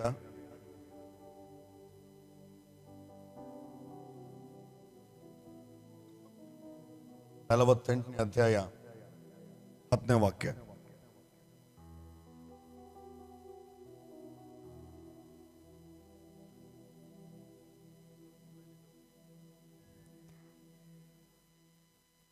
ಮೋವಾಬಿಗೆ ರೆಕ್ಕೆ ಕಟ್ಟಿರಿ, ಅದು ಹಾರಿ ಹೋಗಬೇಕಲ್ಲ, ಅದರ ಪಟ್ಟಣಗಳು ಹಾಳು ಬಿದ್ದು. ಸಾರಿ ಸಿಸ್ಟರ್, ಸ್ವಲ್ಪ ಮೇಲಿಂದ ಅಂದ್ರೆ ಕರೆಕ್ಟ್ 10ನೇ ವಚನ. ಯೆಹೋವನು ನೇಮಿಸಿದ ಕೆಲಸದಲ್ಲಿ, ಈಗ ಓದ್ರಿ, ನಿಮಗೆ ಗೊತ್ತಾಗಬೇಕು, ಸುಮ್ಮನೆ ಓದಾರ ಅನ್ಕೋಬಾರ್ದು. ಅದಕ್ಕೆ ಯೆಹೋವನು ನೇಮಿಸಿದ ಕೆಲಸದಲ್ಲಿ, ಮುಂದೆ ಓದ್ರಿ ಮೈಕಿರೋರು. ಯೆಹೋವನು ನುಡಿದಂತೆಯೇ, ರೀಡಿಂಗ್ ಸಮ್ವೇರ್. ಯೆಹೋವನು ನೇಮಿಸಿದ ಕೆಲಸದಲ್ಲಿ ಆಲಸ್ಯಗಾರನು ಶಾಪಗ್ರಸ್ತನಾಗಲಿ, ತನ್ನ ಕತ್ತಿಯನ್ನು. ಸಾಕಮ್ಮ, ನಾವು ಅನ್ಕೊಂಡಿದ್ದೆ ಬ್ರದರ್, ನಾವು ಕಳ್ತನ ಮಾಡಲ್ಲ, ಸುಳ್ಳು ಹೇಳೋದಿಲ್ಲ, ಮೋಸ ಮಾಡೋದಿಲ್ಲ, ವ್ಯಭಿಚಾರ ಮಾಡೋದಿಲ್ಲ, ಇವ್ಯಾವ ಮಾಡೋದಿಲ್ಲ, ಸ್ವರ್ಗಕ್ಕೆ ಹೋಗ್ತೇವೆ ಅಂತೇಳಿ. ನೋ ನೋ ನೋ ನೋ, ಅವು ಬಿಡೋದ್ರಿಂದ ಸ್ವರ್ಗಕ್ಕೆ ಹೋಗೋದಲ್ಲ. ಇನ್ನು ಕೆಲವು ಮಾಡಬಾರ್ದು, ಏನಂತಾರೆ, ಇನ್ನು ಕೆಲವು ಮಾಡಬೇಕು. ಬಿಡೋದು ಇಂಪಾರ್ಟೆಂಟ್ ಅಲ್ಲ, ಮಾಡೋ ಕೂಡ ಮಾಡಬೇಕು. ಆಗ್ತಾನೆ ಹೇಳೋದು, ನಿಮ್ಗೆ ಅರ್ಥ ಮಾಡಿಸ್ತಾನೆ. ನಿಮ್ಮ ಮಕ್ಕಳನ್ನ ಒಂದು ಒಳ್ಳೆ ಶಾಲೆಗೆ ಜಾಯಿನ್ ಮಾಡಿದ್ರು ಅನ್ಕೊಳ್ಳಿ, ಶಾಲೆನಾಗ ಹೇಳ್ತೀರಾ ನೋಡಿ ಕೆಟ್ಟ ಹುಡುಗರು ಅಭ್ಯಾಸ ಏನಂತಾರೆ, ಸಹವಾಸ ಮಾಡಬಾರ್ದು, ಕೆಟ್ಟದ್ ಮಾತಾಡಬಾರ್ದು. ಕೇಳ್ಬೇಕೆಲ್ಲರೂ, ಕೆಟ್ಟದ್ ಮಾತಾಡಬಾರ್ದು, ಅವೆಲ್ಲ ಅದು ಬಿಡಬೇಕು ಇದು ಬಿಡಬೇಕು ಎಲ್ಲ ಬಿಡಬೇಡಿ. ಆಮೇಲೆ ಮಾಡೋ ಕೂಡ ಹೇಳ್ತೀರಲ್ಲ, ಹೇಳ್ತೀರ ಇಲ್ಲ ರೀ? ಮಾಡವ್ ಏನ್ ಹೇಳ್ತೀರಾ? ಚೆನ್ನಾಗಿ ಮಿಸ್ ಮಾತು ಕೇಳಬೇಕು, ಚೆನ್ನಾಗಿ ಓದ್ಬೇಕು, ಸರಿಯಾದ ಸಮಯಕ್ಕೆ ಇವು ಯಾವ ಲೆಕ್ಕಕ್ಕಿಲ್ಲ. ಅದು ಬಂದಿರೋ ಸಮಸ್ಯೆ ನಮಗೆ. ಸ್ಕೂಲಲ್ಲಿ ಅಡ್ಮಿಷನ್ ಆಗಿರೋ ವ್ಯಕ್ತಿಗೆ ಅದು ಮಾಡಬೇಡ ಇದು ಮಾಡಬೇಡ, ಸುಳ್ಳು ಹೇಳ್ಬಾರ್ದು, ಮೋಸ ಮಾಡಬಾರ್ದು, ಪಕ್ಕದಲ್ಲಿರುವಂತ ಹುಡುಗನ ಬ್ಯಾಗ್ನ ಏನು ಕದಿಬಾರ್ದು, ಇಷ್ಟೇ ಹೇಳಿದ್ರ ನೀವು. ಜೊತೆಗೆ ಏನು ಮಾಡ್ಬೇಕಂತ ಕೂಡ ಹೇಳ್ಬೇಕಾಗಿತ್ತು. ಇವತ್ತು ನಾವು ಸಭೆಗಳಿಗೆ ಆಲಯಕ್ಕೆ ಹೋಗುವಂತ ನಮ್ಮ ಮನಸ್ಸಿನಲ್ಲಿ ಏನಿದೆ ಗೊತ್ತಾ? ನಾನು ಕಳ್ತನ ಮಾಡೋದಿಲ್ಲ, ಸುಳ್ಳು ಹೇಳೋದಿಲ್ಲ, ಪಾಪಗಳನ್ನು ಮಾಡೋದಿಲ್ಲ, ಕೊಲೆ ಮಾಡಿಲ್ಲ, ವ್ಯಭಿಚಾರ ಮಾಡಿಲ್ಲ, ನಿಜವಾಗ್ಲೂ ನಾನು ಪರಲೋಕಕ್ಕೆ ಹೋಗ್ತೀನಿ ಅಂತ ಅನ್ಕೊಂಡಿದ್ಯಾ? ನೀನು ಹೋಗೋದಿಲ್ಲ ಅಂತ ನಾನು ಖಡಕ್ ಆಗಿ ಹೇಳ್ತೇನೆ. ಯಾಕೆ ಗೊತ್ತಾ? ನೀನು ಬಿಟ್ಟಿರೋದು ಮಾತ್ರ ಅಲ್ಲ, ಮಾಡೋ ಕೂಡ ಮಾಡಬೇಕಿಲ್ಲಿ. ಸ್ಕೂಲಲ್ಲಿ ಅಡ್ಮಿಷನ್ ಆಗಿಬಿಟ್ಟು ಬಿಟ್ಬಿಟ್ಟಿನ ಅಂತಂದ್ರೆ ಓದಬೇಕಿಲ್ಲಿ, ಸರಿಯಾಗಿ ಯೂನಿಫಾರ್ಮ್ ಹಾಕೊಂಡ್ಬರ್ಬೇಕು ಇಲ್ಲಿಗೆ. ಇಲ್ಲ ಸರ್ ಯೂನಿಫಾರ್ಮ್ ಹಾಕೊಂಬರ್, ಹೊರಗೆ PT ಮಾಸ್ಟರ್ ಅಲ್ಲೇ ನಿಂತಿರ್ತಾನೆ. ಅದನ್ನು ಇನ್ನು ಫಸ್ಟ್ ಲೈನು ಏನಂತಾರೆ, ಬೆಳಿಗ್ಗೆ ಪ್ರೇಯರ್ ಟೈಮಲ್ಲೇ ಲೈನಾಗೆ ಯಾವನೋ ನಡು ನಡು ಹೊರಗೆ. ಸ್ಕೂಲೇ ನಿನ್ನ ಕಲರ್ ಡ್ರೆಸ್ ಹಾಕೊಂಡ್ರೆ ಕರ್ಕೊಳಲ್ಲ ಅಂದ್ರೆ ಪರಲೋಕ ರಾಜ್ಯ ಕರ್ಕೊಳ್ತದ ನೀನು? ನಮ್ಮಲ್ಲಿ ಸೈತಾನನು ಮಾಡಿಸ್ತಿರೋ ಪಾಪ ಯಾವುದು ಅಂದ್ರೆ ಕೊಲೆ ಅಲ್ಲ, ಮೋಸ ಅಲ್ಲ, ಸುಳ್ಳಲ್ಲ, ವಂಚನೆ ಅಲ್ಲ, ಆಲಸ್ಯ. ಆಲಸ್ಯ ಅಂದ್ರೆ ನಿಮ್ಮ ಬೀದರ್ ಭಾಷೆಯಲ್ಲಿ ಸೋಮಾರಿತ, ಲೇಜಿನೆಸ್ ಹೇಳ್ಬೋದಾ? ಆಲಸ್ಯ. ವಾಕ್ಯದಲ್ಲಿ ಶಾಪ, ಯಾವನಾದ್ರೂ ವ್ಯಭಿಚಾರ ಮಾಡಿ ನೀವು ಶಾಪ ಹೊಂದಿತ್ತಿರೋ, ಕೊಲೆ ಮಾಡಿದ್ರೆ ಶಾಪ ಹೊಂದಿತ್ತು ಅಲ್ಲ. ಲೇಟಾಗಿ ಮಾಡೋ ಕೆಲಸ ಲೇಟ್ ಮಾಡಿದ್ರೆ ಬಿತ್ತು ನಿನಗೆ.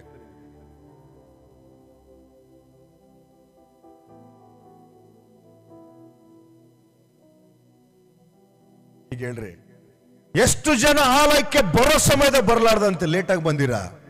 ಪರಲೋಕದಲ್ಲಿ ಇರ್ತೀರಾ ನೀವು? ಸ್ಕೂಲಲ್ಲಿ ಕರೆಕ್ಟ್ ಟೈಮ್ಗೆ ಸ್ಕೂಲ್ ಹೋಗ್ಬೇಕಂತ ಅಂದಾಗೆ ಆ ಟೈಮ್ಗೆ ಹೋಗ್ಲಾರ್ದ 1 hour ಲೇಟ್ ಆಗಿ ಹೋದ್ರೆ ನಿನ್ಗೆ ಅಡ್ಮಿಷನ್ ಕೊಡ್ತಾರ? ನೆಕ್ಸ್ಟ್ ಪ್ರತಿದಿನನೂ ಲೇಟ್ ಹೋಗ್ತಾನೆ ನಾನು, ಅಟೆಂಡೆನ್ಸ್ ಕೊಡ್ತಾರ ನಿನಗೆ? ಎಕ್ಸಾಮ್ ಕೂಡಿಸ್ತಾರ ನಿನಗೆ? ಹಾಗಾದ್ರೆ ಆಲಯದ ಸಮಯ 10:30 ಅಥವಾ 10 ಗಂಟೆಯಿಂದನೋ ಒಂದು ನಿಯಮ ಇರುವಾಗ, ಯಾವುದೋ ಒಂದು ಆಲಯದಲ್ಲಿ 10 ರಿಂದ 12 ಗಂಟೆ, 10:30 1 ಗಂಟೆ ತನಕ ಇರುವಾಗ ಎಷ್ಟು ಆಲಸ್ಯವಾಗಿ ಹೋಗ್ತಾ ಇದೆಯಾ ನೀನು? ಇದು ಸೈತಾನನು ಮಾಡಿರುವಂತ ಅಭ್ಯಂತರ, ಸಣ್ಣ ಮುಳ್ಳು. ಇದನ್ನ ಯಾರು ಹೇಳ್ತಾ ಇಲ್ಲ ನಾವು, ಅದು ಬಂದಿರೋ ಸಮಸ್ಯೆ. ಈಗ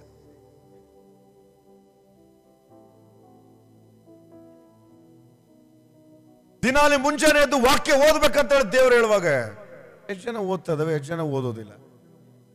ಬರ್ತೀರಾ ಸ್ವರ್ಗಕ್ಕೆ ನೀವು? ಈಗ ಗೊತ್ತಾಗ್ತದ ನಿಮ್ಗೆ ಅವಾಗಲೇ, ಅಯ್ಯೋ ನಿಜವಾಗ್ಲೂ ಬರಲ್ಲ ನಾನು ಅಂತ. ಆಲಸ್ಯ. ದೇವರ ಕಾರ್ಯಗಳನ್ನು ಯಾವುದಾದ್ರೂ ಆಲಯದಲ್ಲಿ ಹೇಳುವಾಗ ಫುಲ್ ಆಲಸ್ಯ. 7 ಗಂಟೆಗೆ ಮೀಟಿಂಗು, 7:30 ಅಂದ್ರೆ ಕನ್ಲೆ ಮಾಡು ಪಾಟ್ಲು తర్వాత పోతాను. ಲೇಟಾಗಿ 8 ಗಂಟೆಗೆ ಮೇಲೆ. ಆರೋಗ್ಯ ಸರಿ ಇಲ್ದ್ರೆ ಓಕೆ, ಪಾಪ 1 hour ಕೂತು ಹೋಗ್ತಾರೆ. ಆರೋಗ್ಯ ಚೆನ್ನಾಗಿರೋರು, ನೀನ್ ಇಲ್ಲಿ ಹೆಂಗ್ ಲೇಟಾಗಿ ಬಂದಿಯೋ ನಾಳೆ ಹಂಗೆ ಅಲ್ಲಿಗೆ ಲೇಟಾಗಿ ಬರ್ತೀವಿ. ಬಟ್ ಇಲ್ಲಿ ಕರ್ಕತ್ತಾರೆ, ಅಲ್ಲಿ ಬಾಗ್ಲಾಕ್ತಾರೆ. ಆಗ್ತಿದೆ ನಾನು ಹೇಳೋದು. ಇವತ್ತು ಕ್ರಮಗಳಿಲ್ಲ ಸಭೆಗಳಲ್ಲಿ. ಸೇವಕರು ಯಾವುದೋ ಒಂದು ಕೆಲಸ ಹೇಳಿದ್ರೆ ಇವಾಗ ಹೇಳಿದ್ರೆ ನಾಳೆ ಮಾಡಿರ್ತಾನ ಅವನು. ಖಡಕ್ಕಾಗಿ ಹೇಳ್ತಾನೆ, ನಮ್ಮ ಸಭೆಯಲ್ಲಿ ಮಕ್ಕಳಿದ್ದಾರೆ, ನಾನು ಈಗ ಹೇಳಿದ್ರೆ ನಾಳೆ ಇಲ್ಲಿಗೆ ಬರ್ತಾರೆ ಅವರು. ನೋಡಿ ಅವನೊಬ್ಬನು ಬಜಾಜ್ ಫೈನಾನ್ಸ್ ಅಲ್ಲಿ ಕೆಲಸ ಮಾಡ್ತಾನೆ. ನಾಳೆ ನೀನು ಇಲ್ಲಿ ಇರ್ಬೇಕಂದ್ರೆ ಅವನ ಪರಿಸ್ಥಿತಿ ಏನೋ ಗೊತ್ತಿಲ್ಲ, ಏನು ಕೆಲಸ ಮಾಡ್ತಾನೋ ಅಲ್ಲಿ, ಏನು ರಜೆ ಹೆಂಗೆ ಕೇಳಿದಾನೋ ಗೊತ್ತಿಲ್ಲ. ನಾಳೆ ಇಲ್ಲಿ ಇರ್ಬೇಕಂದ್ರೆ ಮುಂಜಾನೆ ಮಾರ್ನಿಂಗ್ ಇಲ್ಲಿದ್ದಾನೆ. ನಿಮ್ಮಲ್ಲಿ ಇದೀರಾ ತರ? ಸೇವಕರು ಒಂದು ಮಾತು ಹೇಳುವಾಗ ತಡವಾಗಿ ಮಾಡಿದ್ರು ನೀನ್ ಎಲ್ಲಿರ್ತೀಯ? ನರಕಕ್ಕೆ. ಅಣ್ಣ ಇಷ್ಟು ದಿನ ಗೊತ್ತಿದ್ದಿಲ್ಲ, ಅದಕ್ಕೆ ಮತ್ತೆ ದೇವ್ರು ಕರೆಸಿರೋದು ಈ ಉಜ್ಜೀವನ ಕೂಟ. ಆಲಸ್ಯ ಸೈತಾನನ ಕುತಂತ್ರ ಅದು.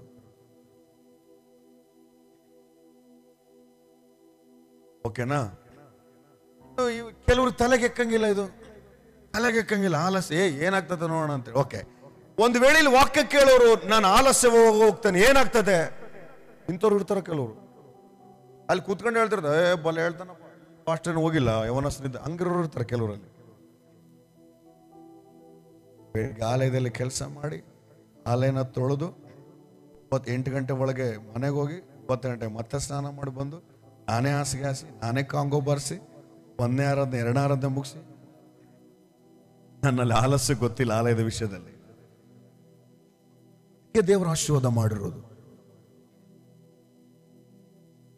ಕೆಲವು ಮಕ್ಕಳು ಸ್ಕೂಲ್ಗೆ ಕರೆಕ್ಟ್ ಟೈಮ್ ಹೋಗ್ತಾ ಇರ್ತಾರೆ, ರ್ಯಾಂಕ್ ಬರ್ತಾವು. ಇಷ್ಟ ಬಂದಾಗ ಬಂದೆ, ಇಷ್ಟ ಬಂದಾಗ ಹೋದೆ. ನಿಜವಾಗ್ಲೂ ಇವರ ಫೇಲ್ಡ್ ಕ್ಯಾಂಡಿಡೇಟ್. ಪರೀಕ್ಷೆ ಮಾಡಿಕೊಳ್ಳಿ.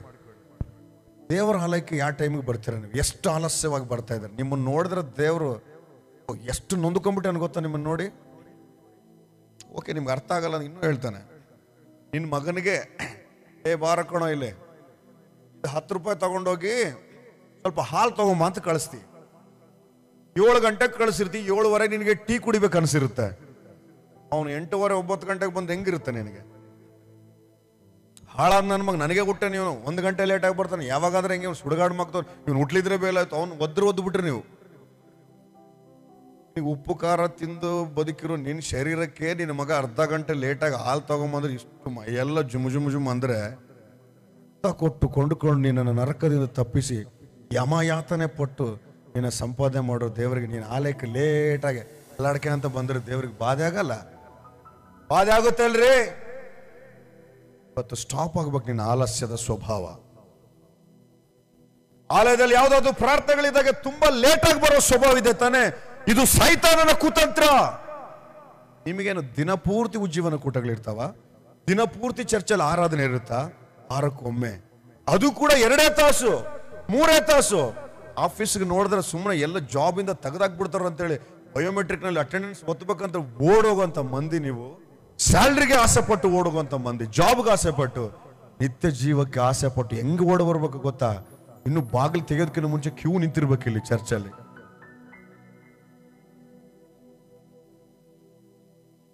ಆಲಸ್ಯ ಸೈತಾನನ ಕುತಂತ್ರ.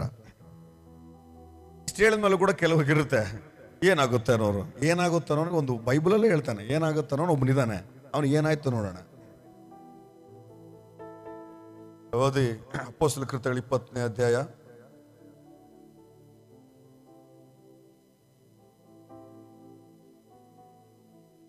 7ನೇ ವಚನ. ವಾರದ ಮೊದಲನೆಯ ದಿವಸದಲ್ಲಿ ನಾವು ರೊಟ್ಟಿ ಮುರಿಯುವ ನಿಯಮಕ್ಕಾಗಿ ಕೂಡಿ ಬಂದಾಗ ಮರುದಿನ ಹೊರಡಬೇಕೆಂದಿದ್ದ ಪೌಲನು ಅವರಿಗೆ ಪ್ರಸಂಗಿಸುತ್ತಾ ಸೊರಿಹೊತ್ತಿನವರೆಗೂ ಉಪನ್ಯಾಸವನ್ನು ನಡೆಸಿದನು.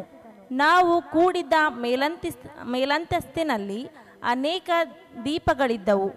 ಯೂತೀಖನೆಂಬ ಒಬ್ಬ ಯವನಸ್ಥನು ಕಿಟಕಿಯಲ್ಲಿ ಕೂತುಕೊಂಡು ಗಾಢನಿದ್ರೆಯಿಂದ ತೂಕಡಿಸಿದನು.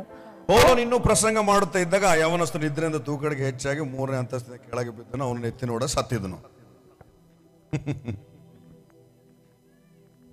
ಇವನು ಸುಮ್ಮನೆ ಹಂಗೆ ಅನಾಲಿಸಿಸ್ ಮಾಡೋಣ. ಅವನು ಪೌಲನು ಪ್ರಸಂಗ ಮಾಡೋ ಸಂದರ್ಭದಲ್ಲಿ ಮೇ ಬಿ ಇದೇ ತರ ಇದೆ ಅನ್ನೋದು. 3 ಅಂತಸ್ತು ಚರ್ಚ್, ಅದು ಯಾವುದೋ ಒಂದು ಬಿಲ್ಡಿಂಗ್. ಯಾಕಂದ್ರೆ ನೀವು ಕೆಳಗೆ ಟಿವಿ ಇಟ್ಟಿದ್ದೀರಲ್ಲ, ಮೇಲೆ ಹೇಳ್ತಾರೆ ಟಿವಿನಲ್ಲಿ ಕೆಳಗೆ ನೋಡ್ತಾರೆ. ಒಳ್ಳೇದದು, ಜಾಗ ಆಗ್ಲಾರ್ದಿರೋದಕ್ಕೆ. ಇವನು ಎಷ್ಟು ಲೇಟಾಗಿ ಬಂದನೋ ಗೊತ್ತಿಲ್ಲ, ಬಟ್ ಆದ್ರೆ ಹೆಂಗೋ ತೂರ್ಕೊಂಡು ಬಂದು ಮೇಲೆ 3 ಅಂತಸ್ತಿಗೆ ಬಂದು ಕಿಟಕಿ ಕೂತಾನೆ ಇವನು. ನೀವ್ ಯಾರಾದ್ರೂ ಕಿಟಕಿ ಕುಂದ್ರೋರು ಇದ್ರೆ ಇಲ್ಲಿ? ಇಲ್ಲ. ನಿಮ್ಮ ಕಿಟಕಿಗಳಲ್ಲಿ ಕೂಡಕ್ ಸಾಧ್ಯ ಇಲ್ಲ. ಯಾಕೆ ನಿಮ್ಗೆ ಕಿಟಕಿನ ಕೂಡಕ್ ಸಾಧ್ಯ ಇಲ್ಲ ಅಂತಂದ್ರೆ ಅಲ್ಲಿ ಶೀಟ್ ಹಾಕಿ ಅದನ್ನ ಬ್ಲಾಕ್ ಮಾಡಿದ್ದಾರೆ.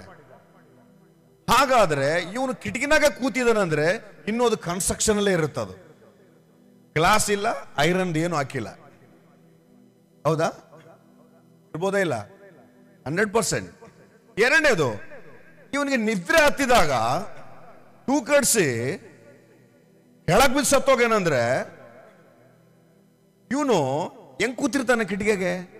ಓಕೆ, ಇದು ಕಿಟಕಿ ಅನ್ಕೊಳ್ಳಿ. ನಾನು ಈಗ ಕೂತೀನಂದ್ರೆ ಹಿಂದೆ ಕೆಳಗ್ ಬಿದ್ದು ಸಾಯೋದಂದ್ರೆ ಹಿಂಗ್ ಕೂತಿರಂಗಿಲ್ಲ ಅವನು.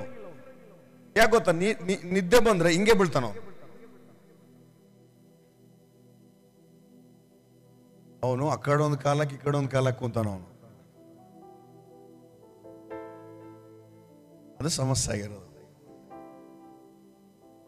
ಅಲ್ಲಿಂದ ದೊಪ್ಪಂತ ಬಿದ್ದು ಸತ್ತೇ ಹೋದ್ನು. ಈಗ ಹೇಳ್ರಿ, ಇವಾಗ ಯಾಕೆ ಬಹಳ ಜನ ಹಿಂದೆ ಕೂತಿರ್ ಗೊತ್ತಾ ನೀವು? ಬೇಜಾರಾಗಬೇಡಿ, ಲೇಟಾಗಿ ಬಂದಿರೋದಕ್ಕೆ. ನಾವೇನಾದ್ರೂ ಚರ್ಚ್ನ ಮೀಟಿಂಗ್ ಕಂಡಕ್ಟ್ ಮಾಡಿದ್ರೆ ನೀವೆಲ್ಲ ಮೆಟ್ಲ ಮೇಲೆ ಕೂಡ್ತಿದ್ರಿ ಹಿಂದೆ ಇರೋರು. ಕರೆಕ್ಟಾ? ಇವನು ಚರ್ಚ್ಗೆ ಕರೆಕ್ಟ್ ಟೈಮ್ಗೆ ಹೋದ್ರೆ ಏನಾಗ್ತದೆ? ನಾನು ಲೇಟಾಗಿ ಹೋಗ್ತೀನಿ. ಮಾಸ್ಟರ್ ಹೇಳ್ತಾನೆ, ಹತ್ತು ಕಾತಮ್ಮ ರೈಟ್ ಟೈಮ್ಗೆ ರಾರ ದೇವಡಿನ ಆಶೀರ್ವಾದ ಏಮ್ ಶೌತ ಪಾಸ್ಟರ್ ನೋಡಕ್ಕೆ ಏನು ವರ್ಷದ ಲೇಟ್ ಹಂಗೆ ಬಂದ ನೀವು ಲೇಟಾಗಿ. ಅವ್ರ ಮನೆಗೆ ಕೂಡ ಹೇಳಿರ್ತಾರೆ, ಎದ್ದೋಗೋ ಜಲ್ದಿ ಆಲಯದ ಕೆಲಸ ಮಾಡಿ ಆಲಯಕ್ಕೆ ಹೋಗಂದ್ರೆ ಪೋತಾನ್ಲೇಮ್ಮ ನಾನು ಹೋಗ್ತೀನಿ ಹೇಳಮ್ಮ. ಮಡಿಚಿ ಮಕ್ಕೊಂಡು ಸಂಡೆ ಮಡಿಚಿ ಮಕ್ಕೊಂಡು 8 ಗಂಟೆಗೆ ಎದ್ದು ಬ್ರಷ್ ಮಾಡಿ ಲೆಕ್ಕಕ್ಕಿಲ್ಲ 11 ಗಂಟೆಗೆ ಹಂಗೆ ಹಾಕೊಂಡು ಮೆಲ್ಲಕ್ಕೆ ಯಾವುದೋ ಧೂಳು ಹಿಡಿದಿದ್ದು ಬೈಬಲ್ ತಗೊಂಡು ಅದು ಯಾವತ್ತನ್ನು ತೆಗೆದಿದ್ರಲ್ಲ ನೀಟ್ರಕ್ಕೆ ಅದನ್ನ ಹಿಂಗೆ ಹಿಡ್ಕೊಂಡು ಹಿಂಗೆ ಬಂದಿರ್ತಾನೆ ಅಲ್ಲಾಡ್ಕೆ ಅಂತ. ಎಲ್ಲಿ ಜಾಗಲಿದ್ದು ನೋಡಿ ಅಲ್ಲಿ ಕುಂತಾನೆ. ಅದು 8 ಗಂಟೆಗೆ ಎದ್ದಂತ ನಿದ್ದೆ ಮೊಬ್ಬಿನ ಹೋಗಿಲ್ಲ ಅವನಿಗೆ. ಈ ನಿದ್ದೆ ಮೊಬ್ಬು ಹೋಗ್ಲಾರ್ದೇ ಇರುವಂತ ಒಂದೇ ಒಂದು ಕಾರಣಕ್ಕೆ ಕೆಳಗಿಂದ ಬಿದ್ದು ಸತ್ತೇ ಹೋದ್ನು.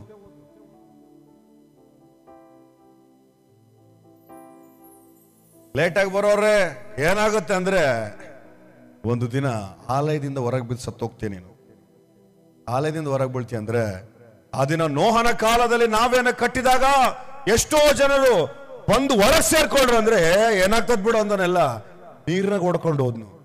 ಆ ನಾವೇನಲ್ಲಿ ಇದ್ದನು ಮಾತ್ರ ಬದುಕಿದ್ನು.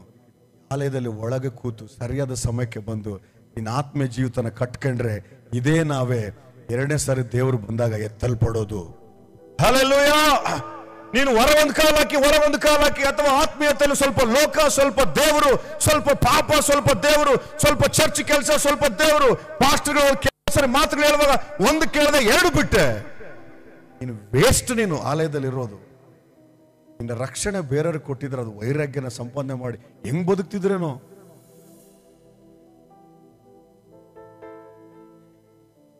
ಹೇಳ್ರಿ, ಇನ್ಮೇಲೆ ಆಲಸ್ಯ ಮಾಡೋಣ.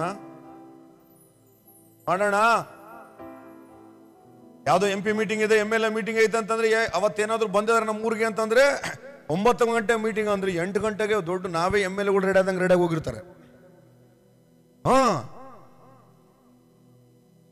ರಾಜಾದಿರಾಜನ್ ರಕ್ತ ಕೊಟ್ಟು ಕೊಂಡ್ಕೊಂಡು ನಿನ್ನ ಆಶೀರ್ವಾದ ಮಾಡ್ಬೇಕಂತೇಳಿ ಆತ ನಿನ್ನ ಆಲಯದಲ್ಲಿ ಕಾದ್ರೆ ಈಗ ಲೇಟಾಗಿ ಅಲ್ಲಾಡ್ಕೊಂಡು ಬರಕ್ ನೀನ್ ನಾಚಿಕೆ ಆಗ್ಬೇಕು. ಯಾವಾಗ ಒಂದ್ಸರಿ ಲೇಟ್ ಆಗ್ಬೋದು, ಕಾರಣಾಂತರದಿಂದ. ನಿರ್ಲಕ್ಷ್ಯ ಸ್ವಭಾವ ಅದು. ನನಗೊಂದು ಭಾರ ಏನು ಅಂದ್ರೆ, ಹೊರಗಿರೋನು ಹೆಂಗೋ ನರಕಕ್ಕೆ ಹೋಗ್ತಾನೆ ಅವನು. ಅವ್ರಿಗೆ ಸುವಾರ್ತೆ ಹೇಳ್ಬೇಕು ನಾವು. ದೇವ್ರ ನನಗೆ ಕೊಟ್ಟರೆ ಆಲೋಚನೆ ಅಂದ್ರೆ, ಸತೀಶ್ ಅವ್ರೇನು ಹೋಗ್ತಾರೆ, ಒಳಗಿರೋರು ಕೂಡ ಹೋಗ್ತಾರಲ್ಲ, ಇವ್ರನ್ನ ಯಾರು ಕಾಪಾಡೋದು? ಈಗ ಹೊರಗಿರೋನು ಒಳಗಿರೋನು ಹೋದ್ರೆ ಪರಲೋಕಕ್ಕೆ ಹೋಗಾರ ಯಾರೀಗ? ಅದಕ್ಕೆ ಒಳಗೆ ಶುದ್ಧೀಕರಿಸು. ನೀನ್ ಬಿಡಬೇಡ. ಎಲ್ಲೆಲ್ಲಿ ಹೋಗ್ತೀಯ ಅಲ್ಲಿ ಆಲಯದಲ್ಲಿ ಕ್ರಮದ ಬಗ್ಗೆ ಬೋಧನೆ ಮಾಡು. ನೀನು ಒಬ್ಬೊಬ್ಬ ನಿನ್ ತರ ಎದ್ದಾಳಿದ್ರೆ ಹೊರಗಿರೋನು ಆರಾಮಾಗಿ ಬರ್ತಾನೆ. ನೀನು ಉಗುರು ಬೆಚ್ಚನ ಸ್ಥಿತಿಯಲ್ಲಿ ಇದ್ದು ಹೊರಗೆ ಪಾಪ ಮಾಡ್ತಾ ಒಳಗೆ ಆಲಯದಲ್ಲಿ ಇರೋದಕ್ಕಾಗಿನೇ ನಿನ್ನ ನೋಡಿ ಯಾರು ಚರ್ಚ್ಗೆ ಬರ್ತಾ ಇಲ್ಲ ಒಳಗಡೆ.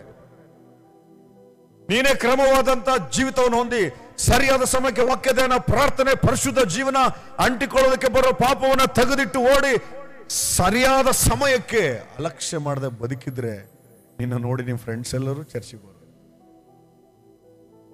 ನಿಮ್ ಬಗ್ಗೆ ಏನ್ ಮಾತಾಡ್ತಾರೆ ಅಂದ್ರೆ, ಅವನು ಚರ್ಚಿಗೆ ಹೋಗ್ತಾನಪ್ಪ, ಅವನು ಅಷ್ಟೇ ಚರ್ಚಿಗೆ ಹೋಗಿ ಲಾಭ ಇಲ್ಲ ಅಂತಾರೆ. ನಿಮ್ಮನ್ನು ನೋಡಿ ಎಲ್ಲಿದೆ ನಿಮ್ ಸಾಕ್ಷಿ?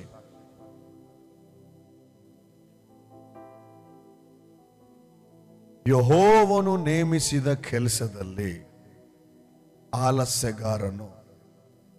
ಇವನು ಮಾಡಿಲ್ಲ ಅನ್ಕೊಂಡ್ರೆ ಕೆಲಸನ ಮಾಡಿದಾನೆ, ಆದ್ರೆ ಆಲಸ್ಯದಿಂದ ಮಾಡಿದಾನೆ. 9 ಗಂಟೆಗೆ ಚರ್ಚ್ನಲ್ಲಿ ಹಾಸಿ ರೆಡಿ ಮಾಡಿ ಮ್ಯೂಸಿಕ್ ಇಡಬೇಕಾಗಿರುವಂತದ್ದು 9:30 ಆಗಿದೆ. ಅದಕ್ಕೆ ದೇವ್ರು ಹೇಳಿದ್ದು ಶಾಪಗ್ರಸ್ತರು ನೀವಂತ. ಮಾಡಿಲ್ಲ ಅಂತಲ್ಲ, ಯೆಹೋವನು ನೇಮಿಸಿದ ಕೆಲಸವನ್ನ ನೀವು ಮಾಡಿಲ್ಲ ಅಂತಲ್ಲ, ಆಲಸ್ಯವಾಗಿ ಮಾಡಿದ್ರೆ ಅದೇ ಸಮಸ್ಯೆ. ನೀವು ಎಕ್ಸಾಮ್ ಹಾಲ್ಗೆ ಹೋಗಿ ಎಕ್ಸಾಮ್ ಬರ್ದಿಲ್ಲ ಅಂತಲ್ಲ, ಬರ್ದಿದ್ರಿ, ಲೇಟಾಗಿ ಹೋಗಿ ಬರ್ದಿದ್ರಿ, ಅದಕ್ಕೆ ಟೈಮ್ ಶಾರ್ಟೇಜ್ ಆಗಿ ಫೇಲ್ ಆಗಿರೋದು. ನೀವು ಅರ್ಥ ಆಗ್ತದೆ ನಾನು ಹೇಳೋದು? Is a very dangerous. ಆಲಯಕ್ಕೆ ಕ್ರಮವಾಗಿ ಬರದೆ ಇಷ್ಟಾನುಸಾರವಾಗಿ ಬರೋದು ಬಹಳ ಡೇಂಜರ್. ನಿಮ್ಮ ಮನೇಲಿ ಆಶೀರ್ವಾದಗಳೇ ಇರೋದಿಲ್ಲ, ಬರೆದಿಟ್ಕೊಳ್ಳಿ. ಇಲ್ಲ ಅಣ್ಣ ಭಾಳ ಆಶೀರ್ವಾದ ಇದೆ, ಅದು ನಿಮ್ಮಪ್ಪ ನಿಮ್ಮಮ್ಮ ತಾತ ಮುತ್ತಾತ ಸಂಪಾದನೆ ಮಾಡೋದಿರುತ್ತೆ, ಅದು ಸ್ವಲ್ಪ ದಿನ ಇರುತ್ತೆ, ಅದು ಕರಗೋದ್ಮೇಲೆ ನಿನ್ ಮತ್ತೆ ಬೀದಿಗೆ ನಿನ್ನ ಜೀವನ. ಏನ್ ಮಾಡೋಣ ಈಗ? ಯಾವ ಪಾಪ ನಾವು ಮಾಡ್ತಾ ಇರೋದು? ಕೊಲೆನಾ ಅಲ್ಲ, ಸುಳ್ಳು ಹೇಳೋದಾ ಅಲ್ಲ, ಮೋಸ ಮಾಡೋದಾ, ಯಾವನ ಮನೇನೇನಂತಾರ ನಮ್ಮ ಹೆಸರು ಮೇಲೆ ಬರ್ಕೊಳ್ಳೋದಾ ಅಲ್ಲ. ಅಂಥವು ಮಾಡಿದ್ರು ಯಾರಿಗೆ ಹೇಳಕ್ಕಾಗಲ್ಲ. ಬಟ್ ಆದ್ರೆ ನಮ್ಮಲ್ಲಿ ಎಂತ ಅಭ್ಯಂತರ ತಂದಿಟ್ಟಂದ್ರೆ ಆಲಸ್ಯ. ನಮಗೆ ಸೇವಕರುಗಳು ನಮಗ್ ಕೂಡ ನಾವು ಒಂದ್ಸರಿ ಮಾತಾಡ್ಕೊಂಡ್ಬಿಡೋಣ, ಪಾಪ ಇವ್ರಿಗೆ ಹೇಳೋದೇನಿದೆ ಕೂಡ. ಕೆಲವೊಂದ್ಸರಿ ಸ್ವಲ್ಪ ಎತ್ತರಕ್ಕೆ ಬೆಳೆದ ತಕ್ಷಣನೇ ಸೀನಿಯರ್ ಪಾಸ್ಟರ್ ಹತ್ರ ನಮಗೆ ಒಂಥರ ಮೈಂಡಲ್ಲಿ ಬಂದ್ಬಿಡುತ್ತೆ, ದೊಡ್ಡ ಪಾಸ್ಟರ್ ಅಂತ. ನೀನು ಸರಿಯಾದ ಸಮಯದಲ್ಲಿ ಹೋದಾಗೇನೆ ದೇವ್ರಿನ ಆಶೀರ್ವಾದ ಮಾಡಿ ಆ ಸ್ಥಾನಕ್ಕೆ ತಂದಿರ್ತಾನೆ. ಸಾಯವರೆಗೂ ಹಂಗೆ ಹೋಗ್ಬೇಕು ನೀನು. ಪಾಸ್ಟರ್ಸ್ಗಳು ಕೂಡ ನಮಗೆ ಕೂಡ ಸ್ವಲ್ಪ, ಯಾಕೆ ಇಬ್ಬಾಯಿ ಕತ್ತಿದ್ದು ಹಂಗೆ ತಿವಿತದ್ದು ಹಿಂಗೂ ಕೂಡ ತಿವಿತದ್ದು ವಾಕ್ಯ. ನಿಮಗೊಂದೇ ತಿವಿಯೋದಲ್ಲ, ಹಿಂಗೂ ಕೂಡ ತಿವಿತದ. ಇಬ್ಬಾಯಿ ಅಂದ್ರೆ 2 ಕಡೆ ಬಾಯಿ ಇದ್ದದು. ಅದಕ್ಕೆ ನಾನು 4 ಯಾವತ್ತು ಲೇಟಾಗಿ ಹೋಗೋದು, ಕರೆಕ್ಟ್ ಟೈಮ್ಗೆ. 5 ನಿಮಿಷ ಹೆಚ್ಚು ಕಡಿಮೆ ಆದ್ರೆ 5 ನಿಮಿಷ ಲೇಟಾಗೇ ಬರ್ತಾನೆ. 5 ನಿಮಿಷ ಲೇಟಾಗಿ ಹೋಗ್ಬಿಟ್ಟಿನಿ, ಸ್ವಲ್ಪ ಲೇಟ್ ಆಯ್ತು, ಅದು 5 ನಿಮಿಷ ನಿಂದು ವೇಸ್ಟ್ ಮಾಡಿನಲ್ಲ, ಚರ್ಚ್ ಮುಗಿದ್ಮೇಲೆ ಅದು 5 ನಿಮಿಷ ಎಕ್ಸ್ಟ್ರಾ ಪ್ರಾರ್ಥನೆ ಮಾಡಿ ಬರ್ತೇನೆ, ನಿನ್ನ ಟೈಮ್ ನಿನಗೆ ಕೊಡ್ತಾನಂತೆ. ಆ ಥರ ದೇವರ ಸಮಯನ ದೇವ್ರಿಗೆ ಕೊಡೋದಕ್ಕೆ ಆಲಸ್ಯವಾಗಿ ಆಲಯಕ್ಕೆ ಬರೋದಿಲ್ಲ ಅಂತ ತೀರ್ಮಾನ ಮಾಡೋರು. ನಿಮ್ಮನ್ನ ಈ ಆತ್ಮೀಯ ಯಾತ್ರೆಯಲ್ಲಿ ಓಟದಲ್ಲಿ ಅಭ್ಯಂತರ ಮಾಡಿರುವಂತ ಪಾಪ ಯಾವುದು ಗೊತ್ತಾ? ಆಲಸ್ಯ. ಹಲ್ಲೆಲೂಯಾ. ಇನ್ನೊಂದು ಪಾಪನ ಹೇಳಿ ನಾನು ಮುಗಿಸ್ತೇನೆ, ಟೈಮ್. Okay fine. ಲೂಕನ ಸುವಾರ್ತೆ 14ನೇ ಅಧ್ಯಾಯ 16ನೇ ವಚನ.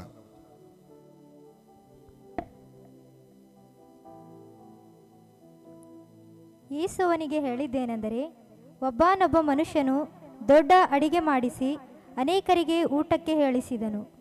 ಆಮೇಲೆ ಊಟದ ಹೊತ್ತಿಗೆ ಅವನು ಊಟಕ್ಕೆ ಹೇಳಿಸಿಕೊಂಡವರ ಬಳಿಗೆ, ಈಗ ಸಿದ್ಧವಾಗಿದೆ, ಬರಬೇಕು ಎಂದು ಕರೆಯುವುದಕ್ಕೆ ತನ್ನ ಆಳನ್ನು ಕಳುಹಿಸಿದನು. ಆದರೆ ಅವರೆಲ್ಲರೂ ಕ್ಷಮಿಸಬೇಕೆಂದು ಒಂದೇ ಮನಸ್ಸಿನಿಂದ ಹೇಳುವುದಕ್ಕೆ ತೊಡಗಿದರು. ಮೊದಲೆಯವನು ಯೇಸು ಸ್ವಾಮಿ ಒಂದು ಸಾಮ್ಯನ ಹೇಳಿದ್ನು ಶಿಷ್ಯಂದರಿಗೆ. ಏನು ಸಾಮ್ಯ ಅದು ಅಂದ್ರೆ, ಒಬ್ಬನೊಬ್ಬ ಯಜಮಾನನು ಕೆಲವರಿಗೆ ಇನ್ವಿಟೇಷನ್ ಕೊಟ್ಟು, ನೀವೆಲ್ಲರೂ ಏನ್ ಮಾಡ್ರಿ, ನಮ್ಮ ಮನೇಲಿ ಔತಣ ಮಾಡ್ತವೆ, ನೀವು ಬಂದು ಊಟ ಮಾಡೋರು. ಪಾಪ ಯಜಮಾನನು ಏನ್ ಮಾಡಿದ್ನು, ಔತಣಕ್ಕೆ ಬೇಕಾಗಿರುವಂತ ಎಲ್ಲ ಅರೇಂಜ್ಮೆಂಟ್ಸ್ ಮಾಡಿದ್ನು. ಅರೇಂಜ್ಮೆಂಟ್ಸ್ ಮಾಡಿದ ಮೇಲೆ ಆಳನ್ನ ಕಳಿಸಿ, ಯಾರ್ಯಾರಿಗೆ ನಾವು ಊಟಕ್ಕೆ ಬಾ ಅಂತ ಹೇಳಿದೇವು ತಾನೇ, ಅವರೆಲ್ಲರನ್ನು ಕರ್ಕೊಂಬ. ಈ ಆಳು ಬಂದು ಪಾಪ ಇನ್ವಿಟೇಷನ್ ಯಾರ್ಯಾರು ಕೊಟ್ಟಿದ್ದು ಅವ್ರ ಕಡೆ ಬಂದು ಹೇಳ್ತಾ ಇದ್ದಾನೆ, ಯಜಮಾನ ಹೇಳ್ತಾ ಇದ್ದಾನೆ, ಊಟ ರೆಡಿ ಇದೆ, ಔತಣ ಸಿದ್ಧವಾಗಿದೆ, ದಯಮಾಡಿ ಬಂದು ನೀವು ಊಟ ಮಾಡಬೇಕು ಅಂತ ಅಂದಾಗ, ಇವರು 3 ಏಕ ಮನಸ್ಸಿನಿಂದ ಒಂದೇ ಸರಿ ಏನ್ ಮಾತಾಡ್ಕೊಂಡಿದ್ರು ಅನ್ನೋ ಕಳ್ರು 3 ಒಂದೇ ಸರಿ, ನಾವು ಬರೋದಿಲ್ಲ ಕ್ಷಮಿಸಿರಿ ಅಂದ್ಬಿಟ್ರು. ಈ ಆಳಿಗೆ ಶಾಕ್ ಆಗ್ಬಿಟ್ಟ. ಇವನು ಊಟಕ್ಕೆ ಕರೆದ್ರೆ ಯಾಕೆ ಬೇಡ ಅಂತಾರೆ ಇವರು. ಆದ್ರೂ ಇವನಿಗೆ ಒಂದು ಕ್ಯೂರಿಯಾಸಿಟಿ ಇತ್ತು. ಏನ್ ಕ್ಯೂರಿಯಾಸಿಟಿ ಅಂದ್ರೆ, ಯಾಕೆ ಬರಲ್ಲ ಅಂತಾರೆ ಇವರು. ಇವನ್ ಮೈಂಡ್ನಲ್ಲಿ ಓಡಿರುವಂತ ಆಲೋಚನೆಗಳು ಕಂಪಲ್ಸರಿ ಹಿಂಗ್ ಓಡೇ ಇರ್ತಾವ. ಅವನಿಗೆ ಏನ್ ಓಡಿರ್ತಾವ ಅಂತಂದ್ರೆ, ಇವ್ರು ಯಾಕೆ ಬರಲ್ಲ ಅಂತಾರೆ, ಇವ್ರಿಗೆ ಏನ್ ಕಷ್ಟ ಕೊಟ್ಟ ನಮ್ಮ ಯಜಮಾನ. ನಮ್ಮ ಯಜಮಾನನೇ ಹೋಗಿ ಕಾಯಿ ಪಲ್ಯ ತಂದಾನೆ, ನಮ್ಮ ಯಜಮಾನನೇ ಅಡಿಗೆ ಮಾಡೋರು ರೆಡಿ ಮಾಡಿದ್ದಾನೆ, ನಮ್ಮ ಯಜಮಾನ ಅಡಿಗೆ ಆಗೋತಾನ ಅಲ್ಲೇ ಇದ್ದಾನೆ, ಫಸ್ಟ್ ಟೇಸ್ಟ್ ಆತ ನೋಡಿದ್ದಾನೆ, ಔತಣಕ್ಕೆ ಬೇಕಾಗಿರೋ ನಾನಾ ತಿಂಡಿಗಳನ್ನ ಕೂಡ ಆತನೇ ಮಾಡಿಸಿದ್ದಾನೆ.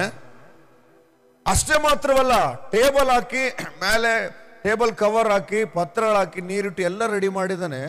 ಒಂದು ಉಂಡೋಗಕ್ಕೆ ಏನಾಗುತ್ತೆ ಇವಕ್ಕೆ ಅಂತ ಇವನಿಗೆ ಡೌಟ್ ಬಂತು. ಬರ್ತದೋ ಇಲ್ಲ. ಮನೇಲಿ ಯಾವುದೋ ಒಂದು ಫಂಕ್ಷನ್ ಮಾಡಿ, ಮದುವೆನೋ ಯಾವುದೋ ಮತ್ತೊಂದು ಫಂಕ್ಷನ್ ಮಾಡಿದಾಗ ಎಲ್ಲ ಮನೆ ಪಕ್ಕದಲ್ಲಿರೋರಿಗೆ ಹೇಳಿರ್ತೀರ, ಯಾಕಿನ್ನೂ ಬಂದಿಲ್ಲ, ಯಾಕಿನ್ನೂ ಬಂದಿಲ್ಲ. ಅವಾಗ ಮನೆಗೆ ಹೆಂಗ್ ನೋಡ್ಬೇಕು ಗಲಿಬಿಲಿಗಳು. ಏನೇನು ಹೇಳಿದ್ದೆ ಇಲ್ಲ, ಹೇಳಿದ್ದೆ ಮನೆಗೋಗಿ ಹೇಳಿದ್ದೆ ನಾನು, ಅವ್ರಪ್ಪ ಇದ್ದ ಅವ್ರ ಅಮ್ಮ ಇದ್ರು, ಎಲ್ಲರೂ ಬರ್ತಾರೆ, ಇನ್ನೂ ಬಂದಿಲ್ಲ, ಯಾಕೆ ಬಂದಿಲ್ಲ, ಇವೆಲ್ಲ ಡೌಟ್ಗಳ. ಈಗ ಯಾವಾಗ ಆದ್ರೆ ಆ ವ್ಯಕ್ತಿ ಕರೆದಾಗ ಇವ್ರು ಬರಲ್ಲ ಅಂದ್ರು, ಈ ವ್ಯಕ್ತಿ ಫುಲ್ ಕ್ಯೂರಿಯಾಸಿಟಿ ಆಯ್ತು, ಯಾಕೆ ಬರಲ್ಲ, ನೀವಾದ್ರೂ ಕೂಡ ಯಾರಾದ್ರೂ ನಿಮ್ಮ ಮನೇಲಿ ಬರ್ತಾರೆ ನಡೀತಾರೆ, ನಿಮ್ಮ ಚಿಕ್ಕಮ್ಮನ ಕರೆದಿರೋ ದೊಡ್ಡಮ್ಮನ ಕರೆದಿರೋ ಅನ್ಕೊಳ್ಳಿ, ಅವ್ರು ಬರ್ತಾನೆ ಅಂದಿರ್ತಾರೆ, ಇಲ್ಲಮ್ಮ ಸ್ವಲ್ಪ ಬರೋಕ್ಕಾಗಿಲ್ಲ. ಏನು ಚಿಕ್ಕಮ್ಮ ನಿನಗಾಗಿ ಕಾಯ್ತಾ ಇದ್ದೀನಿ, ಕೇಕೆ ಕಟ್ ಮಾಡಿಲ್ಲ, ನೀನು ಬರೋ ತನಕ ಕೇಕೆ ಕಟ್ ಮಾಡಲ್ಲ ಅಂತದ. ನೀವು ನೋಡಿದ್ರೆ ಯಾಕೆ ಬರಲ್ಲ ಕೇಳ್ತೀರಾ? ಇಲ್ಲ ರೀಸನ್ ಕೇಳ್ತೀರಾ? ಇಲ್ಲ ರೀ, ಇವನು ಕೇಳಿದ್ನು ಒಂಥರ ಕ್ಯೂರಿಯಾಸಿಟಿ, ಯಾಕೆ ಬರಲ್ಲ ಅಂತ. ಒಬ್ಬನು ಫಸ್ಟ್ ಏನು ಹೇಳ್ತಾನೆ ನೋಡ್ರಿ, ಮೊದಲನೇವನು ಆ ಆಳನ್ನು ನೋಡಿ ಹೊಲವನ್ನು ಕ್ರಯಕ್ಕೆ ತಕ್ಕೊಂಡಿದ್ದೇನೆ, ಅದನ್ನು ಹೋಗಿ ನೋಡುವುದಕ್ಕೆ ನನಗೆ ಅಗತ್ಯವಿದೆ, ನನ್ನನ್ನು ಕ್ಷಮಿಸು ಅಂದನು. ಓಹೋ, ಯಾಕೆ ಬರಲ್ಲ ನೀನು? ಏನಿಲ್ಲ ಬ್ರದರ್, ಹೊಲ ತಗೊಂಡಿನಿ, ಕ್ರಯಕ್ಕೆ ತಗೊಂಡಿನಿ, ಅದನ್ನ ನೋಡಕ್ ಹೋಗ್ಬೇಕು. ನನ್ನ ಪ್ರಶ್ನೆ, ನಾನೇನ ಇದ್ದೀರ ಅವನ ಕಪ್ಪಳ ಜುಮ್ಮನಂಗೆ ಬಿಡ್ತಿದ್ದೆ ಅಲ್ಲಿ. ಏ ದಡ್ಡ, ಹೊಲನ್ ತಗೊಂಡು ಹೋಗಿ ನೀನು ಆಮೇಲೆ ಏನಂತಾರ, ಹೊಲನ ಕೊಂಡ್ಕೊಂಡ ಮೇಲೆ ಅದನ್ನ ನೋಡಕ್ ಹೋಗ್ತೀನಂತೆ. ಸಾರಿ, ನೋಡಕ್ ಹೋಗ್ತೀನಂತೀಯ ನೀನು? ನೋಡ್ಲಾರ್ದ ಹೊಲ ತಗೊಂಡಿರ್ತೀಯ ನೀನು? ಹುಡ್ತಿದ್ದೆ ನಾನಾಗಿದ್ರೆ ಅವನಿಗೆ ಬಂದು ಉಂತೆ ಇಲ್ಲ ಅಂದಿದ್ದೆ ನಾನು. ಈಗ ಹೊಲನ ನೋಡಿ ತಗೋತಾರೋ ನೋಡ್ಲಾರ ತಗೋತಾರೋ? ಇವನ್ ಯಾಕೆ ನೋಡಕ್ ಹೋಗ್ತಾರ ಮತ್ತೆ? ಹೇಳ್ತಾನೆ ಕೇಳಿ. ನೆವ, ಏನದು? ನೆವ, ನೆವ, ನೆಪನ ನಿಮ್ಮ ಭಾಷೆ? ನೆಪ, ನೆವ, ನೆಪ ಇಂಗ್ಲಿಷ್ನಲ್ಲಿ ಸೂಪರ್ ಇದೆ. ಇಲ್ಲ ಅದು ಆ ವರ್ಡ್ ಎಕ್ಸ್ಕ್ಯೂಸ್ ಅಂತಿದೆ, but it's not excuse, ಲೇಮ್ excuse. ಕುಂಟು ನೆವ. ನಮ್ಮ ಬಳ್ಳಾರಿನಾಗ ಒಂದು ಮಾತಿದೆ, ಕಳ್ಳಿಗೊಂದು ಪಿಳ್ಳೆ ನೆವ ಅಂತೇಳಿ. ಯಾಕಮ್ಮ ಚರ್ಚಿಗೆ ಬರಂಗಿಲ್ಲ ನೀನು? ಕಾಲು ನೋಯ್ತದೆ, ನೆವ. ಓಕೆ, ಮತ್ತೆ ಬರ್ತಾನೆ ನಿಮ್ಗೆ. ಇವನು ಹೊಲನ ತಗೊಂಡ ಮೇಲೆ ನೋಡಕ್ ಹೋಗೋದೇನಿದೆ? ಇವನಿಗೆ ಹೋಗೋಕೆ ಮನಸ್ಸಿಲ್ಲ, ಊಟಕ್ಕೆ ಹೋಗೋಕೆ. ತಿಕ್ಕಿಡಿತು ಕರೆದವ್ರು ಕರಿಯಕ್ಕೆ ಹೋದವನಿಗೆ ಅಲ್ಲ, ಊಟ ಮಾಡ್ಕೊಂಡು ಹೋಗ್ಬೋದಲ್ಲ ಹಂಗ ಹೊಲ ನೋಡಕ್ಕೆ. ಊಟನ ಬೆಳಿಗ್ಗೆ ಸಾಯಂಕಾಲವರೆಗೆ ಮಾಡ್ತಾರ? 10 ನಿಮಿಷ ಹಿಂಗೆ ಊಟ ಮಾಡಿ ಕೈ ತೊಳ್ಕೊಳ್ಳೋದು ಬೇಡ, ಪ್ಯಾಂಟ್ ಒರೆಸ್ಕೊಂಡೂ ಹೋಗ್ಬೋದು ಹಿಂಗ ನೀವು. ಓಕೆ, ಇವನಿಗೆ ತಲೆ ಕೆಟ್ಟೋಯ್ತು, ಎದಕ್ಕಪ್ಪ ಹಿಂಗೆ ಮಾಡ್ತಾರೆ ನಮ್ಮ ಯಜಮಾನ್, ನೋಡು ಅಷ್ಟೊಂದು ಅಡಿಗೆ ಮಾಡ್ತಾನೆ, ಎಲ್ಲ ವೇಸ್ಟ್ ಆಗ್ತದೆ, ಇನ್ನೊಬ್ಬನ ಕೇಳ ನೋಡೋಣ ಅಂತ ಕೇಳಕ್ ಬಂದ್ರು. ಮತ್ತೊಬ್ಬನು, ನಾನು 5 ಜೋಡಿ ಎತ್ತುಗಳನ್ನು ತಗೊಂಡಿದ್ದೇನೆ, ಅವುಗಳನ್ನು ಪರೀಕ್ಷಿಸುವುದಕ್ಕೆ ಹೋಗುತ್ತೇನೆ. 5 ಜೋಡಿ ಎತ್ತು ತಗೊಂಡಿದ್ದೇನೆ, ಅವನು ಮೇಯ್ಸಕ್ ಹೋಗ್ತಾನೆ ಅಂದಿದ್ರೆ ಸರಿ ಇತ್ತು, ಅಲ್ಲಿ ಅವಕ್ಕೆ ಹುಲ್ಲಾಕಕ್ ಹೋಗ್ತಾನೆ ಅಂದಿದ್ರೆ ಸರಿ ಇತ್ತು. ಅವು ಬಹಳ ದಿನ ಆಯ್ತು, 2 ದಿನ ಆಯ್ತು ನೀರು ಕುಡ್ದಿಲ್ಲ, ನೀರು ಕೊಡಕ್ ಹೋಗ್ತಾ ಇದ್ದಾನೆ ಅವಕ್ಕೆ ಅಂದಿದ್ರೆ ಸರಿ ಇತ್ತು. ಏನ್ ಮಾಡಕ್ ಹೋಗ್ತಾನಂತೆ ಅಂದ್ರೆ, ಇವನು ಪರೀಕ್ಷೆ ಮಾಡ್ಲಾರ್ದಂಗೆ ಎತ್ತುಗಳು ತಗೊಂಡಿರ್ತಾನ. ಪರೀಕ್ಷೆ ಮಾಡೋ ಬಾಲ ಮುಟ್ಟಿ ನೋಡಿ ಹಿಂದೆ ಹೊಡೆದು ಕೆಳಗೆ ಮಾಡಿ ಅದು ಹಿಂಗೆ ಮಾಡಿ ಲಾಸ್ಟ್ಗೆ ಬೇಜೋದು ಎಷ್ಟಕ್ಕಪ್ಪ 5,000 4,000 ಎಲ್ಲ ಡೀಲಿಂಗ್ ನಡೆದು ಪರೀಕ್ಷೆ ಮಾಡಿ ಒಂದ್ಸರಿ ಓಡಿಸಿ ತಗೊಂಡಿರ್ತಾರೆ. ಕರೆಕ್ಟಾ ನಾನು ಹೇಳೋದು? ಎರಡನೇವನು ಹೇಳ್ತಾನೆ, ನಾನು ಎತ್ತುಗಳನ್ನ ತಗೊಂಡಿದ್ದೇನೆ 5 ಜೋಡಿ, ಪರೀಕ್ಷೆ ಮಾಡ್ಬೇಕು ಅವನ್ನ. ಇವನಿಗೆ ಅನಿಸ್ತು, ಊಟ ಮಾಡಿ ಬಂದು ಆಮೇಲೆ ಪರೀಕ್ಷೆ ಮಾಡ್ಕೆ ಅಂತ ಇರ್ಬೋದಲ್ಲ, ಹಂಗೆ ಇಲ್ಲ. ನೆವ, ಏನಿದು? ನೆವ, ನೆಪ, ಕುಂಟು ನೆವ. ನೆಕ್ಸ್ಟ್ ಇನ್ನೊಬ್ರು ಏನಂತ ಹೇಳ್ತಾನೆ ನೋಡೋಣ. ನಾನು ಮದುವೆ ಮಾಡಿಕೊಂಡಿದ್ದೇನೆ, ಆದ್ದರಿಂದ ನಾನು ಬರುವುದಕ್ಕಾಗುವುದಿಲ್ಲ. ಇವನು ಗಣಮಗ, ಇವನು ಸಿಂಹ, ಇವನು ಒಂದೇ ಸರ್. ದಡ್ಡ, ಬಳ್ಳಾರಿ ಭಾಷೆ ಬೈಬೇಕಂದ್ರೆ, ಯಾಕಣ ಬರಂಗಿಲ್ಲ, ಯಜಮಾನ ನೋಡಿದ್ರೆ ಅಷ್ಟು ಅಡಿಗೆ ಮಾಡ್ತಾರೆ, ನಾನು ಮದುವೆ ಮಾಡ್ಕೊಂಡಿನಪ್ಪ, ಹೆಂಡ್ತಿನ ಕರ್ಕೊಂಬಂದು ಊಟ ಮಾಡೋಗು. ಈಗ ಮದುವೆ ಮಾಡ್ಕೊಳಕ್ಕೆ ಬಂದು ಊಟ ಮಾಡಕ್ಕೆ ಏನ್ ಸಂಬಂಧ ಇದೆ? ಇದು ವಾಕ್ಯ ಓದ್ದಾಗ ನನಗೆ ದೇವ್ರು ಹೇಳಿದ್ದು, ಬಹಳ ಜನ ಚರ್ಚೆ ಬಲೆ ನೆವ ಹೇಳ್ತಾರೆ ಸತೀಶ್, ವಾಕ್ಯನ ಹೇಳೋದು ನನಗೆ. ಎಲ್ಲಾ ಚರ್ಚ್ಗಳಲ್ಲಿ ನಡೆಯುವಂತ ಒಂದು ಚಿತ್ರಕಾರಿ, ಯಂಗ್ಸ್ಟರ್ಸ್ ಇದ್ದಾರೆ, ನಮ್ಮ ಮಂಟಿ ಕೂಡ ಇದ್ದಾನೆ, ಆಗ್ಲಾರ್ದವ್ರು. ಮದುವೆ ಆಗೋವರೆಗೆ ಚರ್ಚ್ನಾಗ ಹೆಂಗ್ ಕಾಣಿಸ್ತಾರ ಗೊತ್ತಾ ಯವನಸ್ಥರು? ಅಯ್ಯೋ, ಚರ್ಚ್ ಮಾಡೋ ಉದ್ಧಾರಕರಿದ್ದಂಗೆ ಇರ್ತಾರೆ. ಮದುವೆ ಆದ್ಮೇಲೆ ಅವನ್ನ ಹಿಂಗ ಕೂತ್ಕನಿಟ್ಟು ಹುಡುಕ್ಬೇಕು, ಎಲ್ಲದಾನ ಅವನು, ಬಂಟೆ ಎಲ್ಲದಾನ ಅವನು, ಅಕ್ಕಿಲ್ ಎಲ್ಲದಾನ, ಯಾಕೋ ಬರ್ತಾ ಇಲ್ಲ ಬಟ್ಟಿ ನೀನು, ಸಾರಿ ಓಕೆ ಗೊತ್ತು ನನಗೆ, ಅದಕ್ಕಾಗಿ ಹೆಸರು ಯಾರ್ದು ಗೊತ್ತು, ಯಾಕೋ ಬರ್ತಾ ಇಲ್ಲ, ಮದುವೆ ಆಗೇನಣ್ಣ. ನನಗೆ ನಮ್ಮ ಚರ್ಚ್ನಲ್ಲಿ ಹುಡುಗರು ಏನ್ ಸೇವೆಗೆ ಬರ್ತಾ ಇದ್ರು, ನನಗೆ ಎಲ್ಲಾದ್ರೂ ವಿಡಿಯೋ ಶೂಟ್ ಮಾಡೋಕೆ ಹೊರೇ ಬರೋರು, ನಂತರ ಎಲ್ಲ ಕಡೆ ತಿರುಗೋರು. ಮದುವೆ ಮಾಡಿದ್ಮೇಲೆ 1 ದಿನನೂ ಬಂದಿಲ್ಲ. ನಾನು ನಮ್ಮ ಸುಷ್ಮಾ ಕಣ ಈ ನನ್ನ ಮಕ್ಳಿಗೆ ಮದುವೆ ಮಾಡಿದ್ದೆ ತಪ್ಪಾಯ್ತಮ್ಮ, ಮಾಡ್ಲಿದ್ರಂಗೆ ಇದ್ರ ಸೇವನಾಗಿರ್ತೀವಿ ಮಾಡಿ. ಯಾಕೋ ಬರಲ್ಲ ನೀನು ಅಂದ್ರೆ, ಗಣ ಸ್ವಲ್ಪ ಕೆಲಸ ಐತೆ, ಮದುವೆ ಆಗಿನಲ್ಲ. ದೊಡ್ಡ ಸಮಸ್ಯೆ ಅದು ಮದುವೆ. ಮದುವೆ ಆಗೋವರೆಗೆ ಉಜ್ಜೀವನ ಬೇರೆ, ಮದುವೆ ಆದ್ಮೇಲೆ ಆ ಉಜ್ಜೀವನ ಬೇರೆ. ಹೆಣ್ತಿಯಿಂದ ಕೇಳಿತಾಳು, ಇವನೇ ಹೆಣ್ತೀನಿ ಕರ್ಕೊಂಡು ಹೋಗ್ತಾನು ಆಲಯದ ಕಡೆಗೆ, ಬಾಯ್ ಬಾಯ್. ಇದೇನಂತೀರಿ ನೀವ್ ಹೇಳ್ರಿ? ಹೌದು, ಸತೀಶ್ ಬಾಸು ಸುಮ್ಮನೆ ಹೇಳ್ತಾನೆ, ನೀವ್ ಹೇಳ್ರಿ ಇದೇನು ಹೇಳ್ರಿ? ನೆವನ ಅದು ಸರಿನಾ? ಒಂದ್ ವೇಳೆ ಆ ಔತಣಕ್ಕೆ ಆ ಆಳು ಬಂದು ಕರೆದಾಗ ಹೆಂಡ್ತಿ ಹೇಳ್ಬೇಕಾಗಿತ್ತು, ರೆಡಿಯಾಗಮ್ಮ ಯಜಮಾನ ಕರೀತಾ ಇದ್ದಾನೆ. ನಾವು ಶಾಪಿಂಗ್ ಹೋಗೋದಿದ್ರು ಕೂಡ, ಒಂದ್ ವೇಳೆ ನಿನಗೆ ಡ್ರೆಸ್ ತಗೊಳ್ಳೋದಿದ್ರು, ನಿಮ್ಮ ಅಮ್ಮನ ಮನೆಗೆ ಹೋಗೋದಿದ್ರು, ಹಿಂಗ ಊಟ ಮಾಡ್ಕೊಂಡು ಹೋಗೋಣ ಹಿಂಗ, ಯಾಕೆ ಯಜಮಾನ ಬೇಜಾರಾಗ್ಬಾರ್ದು. ಬಂದ ಈ ಆಳು ವಾಪಸ್ ಬಂದು ಯಜಮಾನಿಗೆ ಹೇಳ್ತಾ ಇದ್ದಾನೆ, ಅಯ್ಯ ಯಾರು ಬರಲ್ಲಂತೆ, ದೇವರಿಗೆ ಕೋಪ ಕಿತ್ಕೊಂಬಂತು. ಯಾಕೆ ಗೊತ್ತಾ? ತಾನೇ ಅಡಿಗೆ ಮಾಡಿರೋದು, ತಾನೇ ಎಲ್ಲ ರೆಡಿ ಮಾಡಿರೋದು. ಬಂದು ಊಟ ಮಾಡೋಗೋದಕ್ಕೆ ನೆವ ಹೇಳ್ತಾ ಇದಾರಲ್ಲ, ಸಿಟ್ಟು ಬಂದು ಏನ್ ಮಾಡ್ಬಿಟ್ಟು ಒಂದೇ ಸರಿ, ಯಾರನ್ನು ಕರಿಬೇಡ. ಹೀಗೆ ಬೀದಿಯಲ್ಲಿ ಹೋಗು, ಬೀದಿಯಲ್ಲಿ ಯಾರ್ಯಾರು ಕಾಣಿಸ್ತಾರೋ ಬಡವರು ಕುಂಟ್ರು ಕೂಡ ಎಲ್ಲರೂ ಕರ್ಕೊಂಡು ಊಟ ಮಾಡು ಅಂದ್ರೆ ಎಲ್ಲರೂ ಬಂದು ಊಟ ಮಾಡೋದ್ರು. ದೇವ್ರು ಸಂತೋಷಪಟ್ಟು. ಸಭೆಗಳಲ್ಲಿ ಇವತ್ತು ನಮ್ಮನ್ನ ಅಭ್ಯಂತರ ಮಾಡಿ ಎಡವಿ ಬೀಳೋ ತರ ಮಾಡೋ ಪಾಪ, ಎರಡನೇ ಪಾಪ ಯಾವುದಂದ್ರೆ ನೆವ ಹೇಳೋದು. ಎಷ್ಟು ಜನ ನಿಮ್ಮ ಸೇವಕರುಗಳಿಗೆ ನೆವ ಹೇಳಿರ ನೀವು? ಹೃದಯದಲ್ಲಿ ಭಯ ಸ್ಟಾರ್ಟ್ ಆಯ್ತು. ಅದಕ್ಕೆ ನೀವು ಪರಲೋಕಕ್ಕೆ ಬರಲ್ಲ ಅಂತ ಹೇಳಿದ್ದ ನಾನು.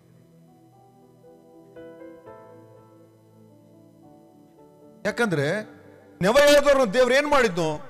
ನನ್ನ ಮಕ್ಕಳನ್ನ ಕರಿಬೇಡ ಅಂತ ಹೇಳಿ ಬೇರೆಯವ್ರಿಗೆ ಕೊಟ್ಬಿಟ್ಟು, ದೇವ್ರ ಆಲಯದಲ್ಲಿ ಒಂದು ಕೆಲಸ ಹೇಳುವಾಗ ನೀನ್ ನೆವ ಹೇಳಿದ್ರೆ ನೀನ್ ಯಾ ಲೆಕ್ಕ, ನಿನ್ನನ್ನು ತೆಗೆದು ದೇವ್ರು ಇನ್ನೊಬ್ಬರು ಇಡ್ತಾನೆ. ಆದ್ರೆ ನೀನು ಆ ಸ್ಥಳನ ಬಿಟ್ಕೊಡ್ಬಾರ್ದು. ದೇವರು ಶಿಲುಬೆ ಮೇಲೆ ರಕ್ತ ಚೆಲ್ಲಿ ಪ್ರಾಣ ಕೊಟ್ಟು ರಕ್ಷಣೆನ ರೆಡಿ ಮಾಡಿದ್ರೆ ಅದನ್ನು ಬಂದು ತಗೊಳಕ್ಕೆ ನಿನಗೇನು ನೋವಾಗಿದೆ? ಪ್ರತಿ ಭಾನುವಾರ ಯಾರೋ ಕಸ ಹೊಡಿತಾರೆ, ಯಾರೋ ಹಾಸಿಗೆ ಹಾಸ್ತಾರೆ, ಯಾರೋ ಚೇರ್ ಹಾಕ್ತಾರೆ, ಯಾರೋ ರೆಡಿ ಮಾಡ್ತಾರೆ, ಯಾರೋ ಹಾಡಾಡ್ತಾರೆ. ಬಟ್ ಈ ವಾಕ್ಯ ಹೇಳಿ ಬಂದು ಆ ಸಾರಲ್ಪಡುವಂತ ವಾಕ್ಯವನ್ನ ಬಂದು ಕುಂತು ಕೇಳೋಕೆ ಏನಾಗೈತೆ ನಿಮಗೆ? ಕರೆಕ್ಟಾ? ನೆವ ಬಹಳ ಡೇಂಜರ್ ಇದು. ದೇವರಿಗೆ ಸ್ತೋತ್ರವಾಗ್ಲಿ. ಏನಂತಾರೆ, ಬಹಳ ಧೈರ್ಯವಾಗಿ ಹೇಳ್ತಾನೆ ಒಂದು ಮಾತು, ನನ್ನ ಆತ್ಮೀಯ ತಂದೆಗೆ ಒಂದು ದಿನ ನೆವ ಹೇಳಿಲ್ಲ. ಫೋನ್ ಮಾಡಿ ಕೇಳ್ಬೋದು.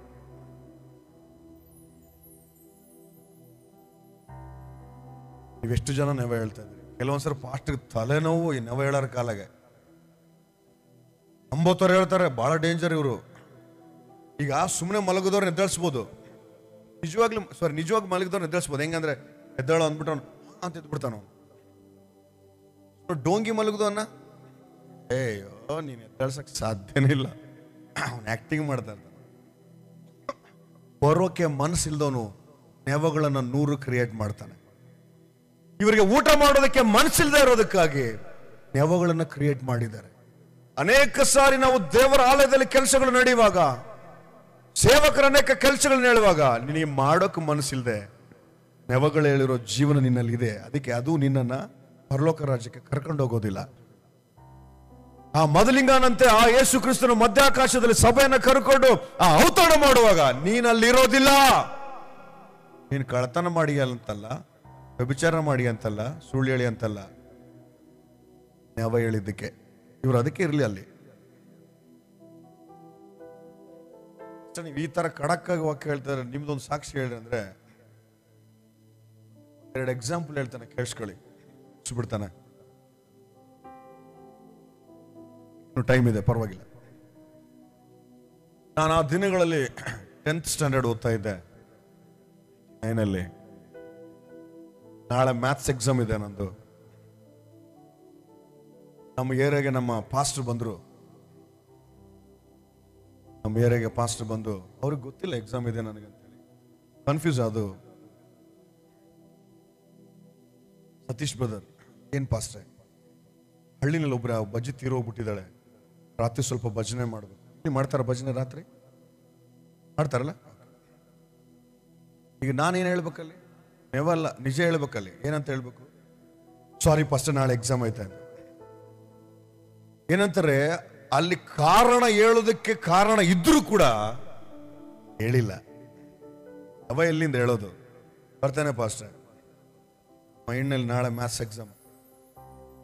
ಹೌದೇ, ರಾತ್ರಿ ಎಲ್ಲ ಭಜನೆ ಮಾಡಿದೆ, ಮುಂಜಾನೆ 4 ಗಂಟೆಗೆ ನಾ ಮುಗೀತು. ಮನೆಗೆ ಬಂದು ರೆಡಿಯಾಗಿ ಹೋಗ್ಬೇಕು ಎಕ್ಸಾಮ್ಗೆ. ಆ ಟೈಮಲ್ಲಿ ಆ ಸೇರಿ ಬಂದಿರೋರಲ್ಲಿ ಒಬ್ಬ ವ್ಯಕ್ತಿ ಗುರ್ತಿಡಿದ ನನ್ನ. ಏ ಸತೀಶ್, ನೀನು 10th ಸ್ಟ್ಯಾಂಡರ್ಡ್ ಓದ್ತಾ ಇದೆಯಲ್ಲೋ? ಹೌದು. ಇವತ್ತು ಮ್ಯಾಥ್ಸ್ ಎಕ್ಸಾಮ್ ಐತೆ ನಿನಗೆ? ನಮ್ಮ ಪಾಸ್ಟರ್ ಬೈದ್ರು ನನ್ನ. ಯಾಕೆ ಹೇಳ್ಬಾರ್ದಾಗಿತ್ತು ನೀನು? ಬೇರೆಯವ್ರು ಇದ್ರು ಮಾಡ್ತಾ ಇದ್ರು. ನಾನು ಹೇಳಿದೆ, ಮಾತಿಗೆ ನಾನು ಯಾವತ್ತು ನೆವ ಹೇಳ್ಬಾರ್ದು, ಕಾರಣ ಕೂಡ ಹೇಳ್ಬಾರ್ದು. ಅದಕ್ಕಿದ್ರೆ ಹಂಗೆ ಬದುಕಬೇಕಾದ. ಆಶೀರ್ವಾದ ಬಂದ್ರೆ ಬರಲಿ, ಬಿಟ್ರೆ ಬಿಡ್ಲಿ, ಇದೇ ತೀರ್ಮಾನ ಮಾಡಿ ಹೋಗಿ 10th ಎಕ್ಸಾಮ್ ಬರ್ದೆ. ಜೊತೆ ರೆಗ್ಯುಲರ್ ಓದನೆಲ್ಲವನು ಫೇಲ್ ಆದ, ನಾನೊಬ್ಬನೇ ಪಾಸ್ ಆದೆ.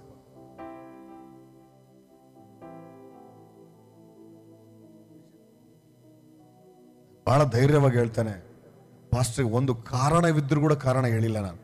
ನೆವ ಅನ್ನೋದು ಹೇಳೇ ಇಲ್ಲ ನಾನು. ಎಷ್ಟು ನೆವಗಳು ಹೇಳ್ತಾ ಇದ್ದೀರಿ, ಸೇವಕರಿಗೆ ಎಷ್ಟು ನೆವ ಹೇಳ್ತಾ ಇದ್ದೀರಿ. ಇಲ್ಲಿ ಏನು ನಿಮ್ಮ ಕಮಿಟಿ ಇದೆ, ಕಮಿಟಿಯವ್ರಿಗೆ ಎಷ್ಟು ನೆವಗಳು ಹೇಳ್ತಾ ಇದ್ರಿ, ಅಪ್ಪ ಅಮ್ಮಗೆ ಎಷ್ಟು ನೆವಗಳು ಹೇಳ್ತಾ ಇದ್ರಿ. ಪರಲೋಕ ರಾಜ್ಯದ ವಿಸ್ಮಯ. ಅಲ್ಲಿ ಮೇಲೆ ಹೋಗಿದ ತಕ್ಷಣ ಇವ್ರಿಲ್ಲಲ್ಲ, ಅವ್ರಿಲ್ಲಲ್ಲ, ಮನುಷ್ಯ ಬಹಳ ಚೆನ್ನಾಗಿದ್ದ, ವಾಕ್ಯ ಹೇಳ್ತಾ ಇದ್ದ, ಹಾಡಾಡ್ತಾ ಇದ್ದ, ಆರಾಧನೆ ಮಾಡ್ತಾ ಇದ್ದ, ಮ್ಯೂಸಿಕ್ ಎಲ್ಲ ಎಲ್ಲದನ ನೆವ ಹೇಳಿ ನೀ ಕೆಳಗೆ ಹೋಗ್ಯಾನ ಅವನು.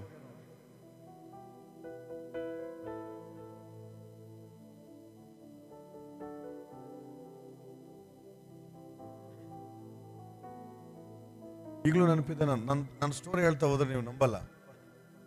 ಡಿಗ್ರಿ ಫೈನಲ್ ಇಯರ್ ಓದ್ತಾ ಇದ್ದೆ ನಾನು. ಓದಿದ ಆಪ್ಷನಲ್ ಕನ್ನಡ.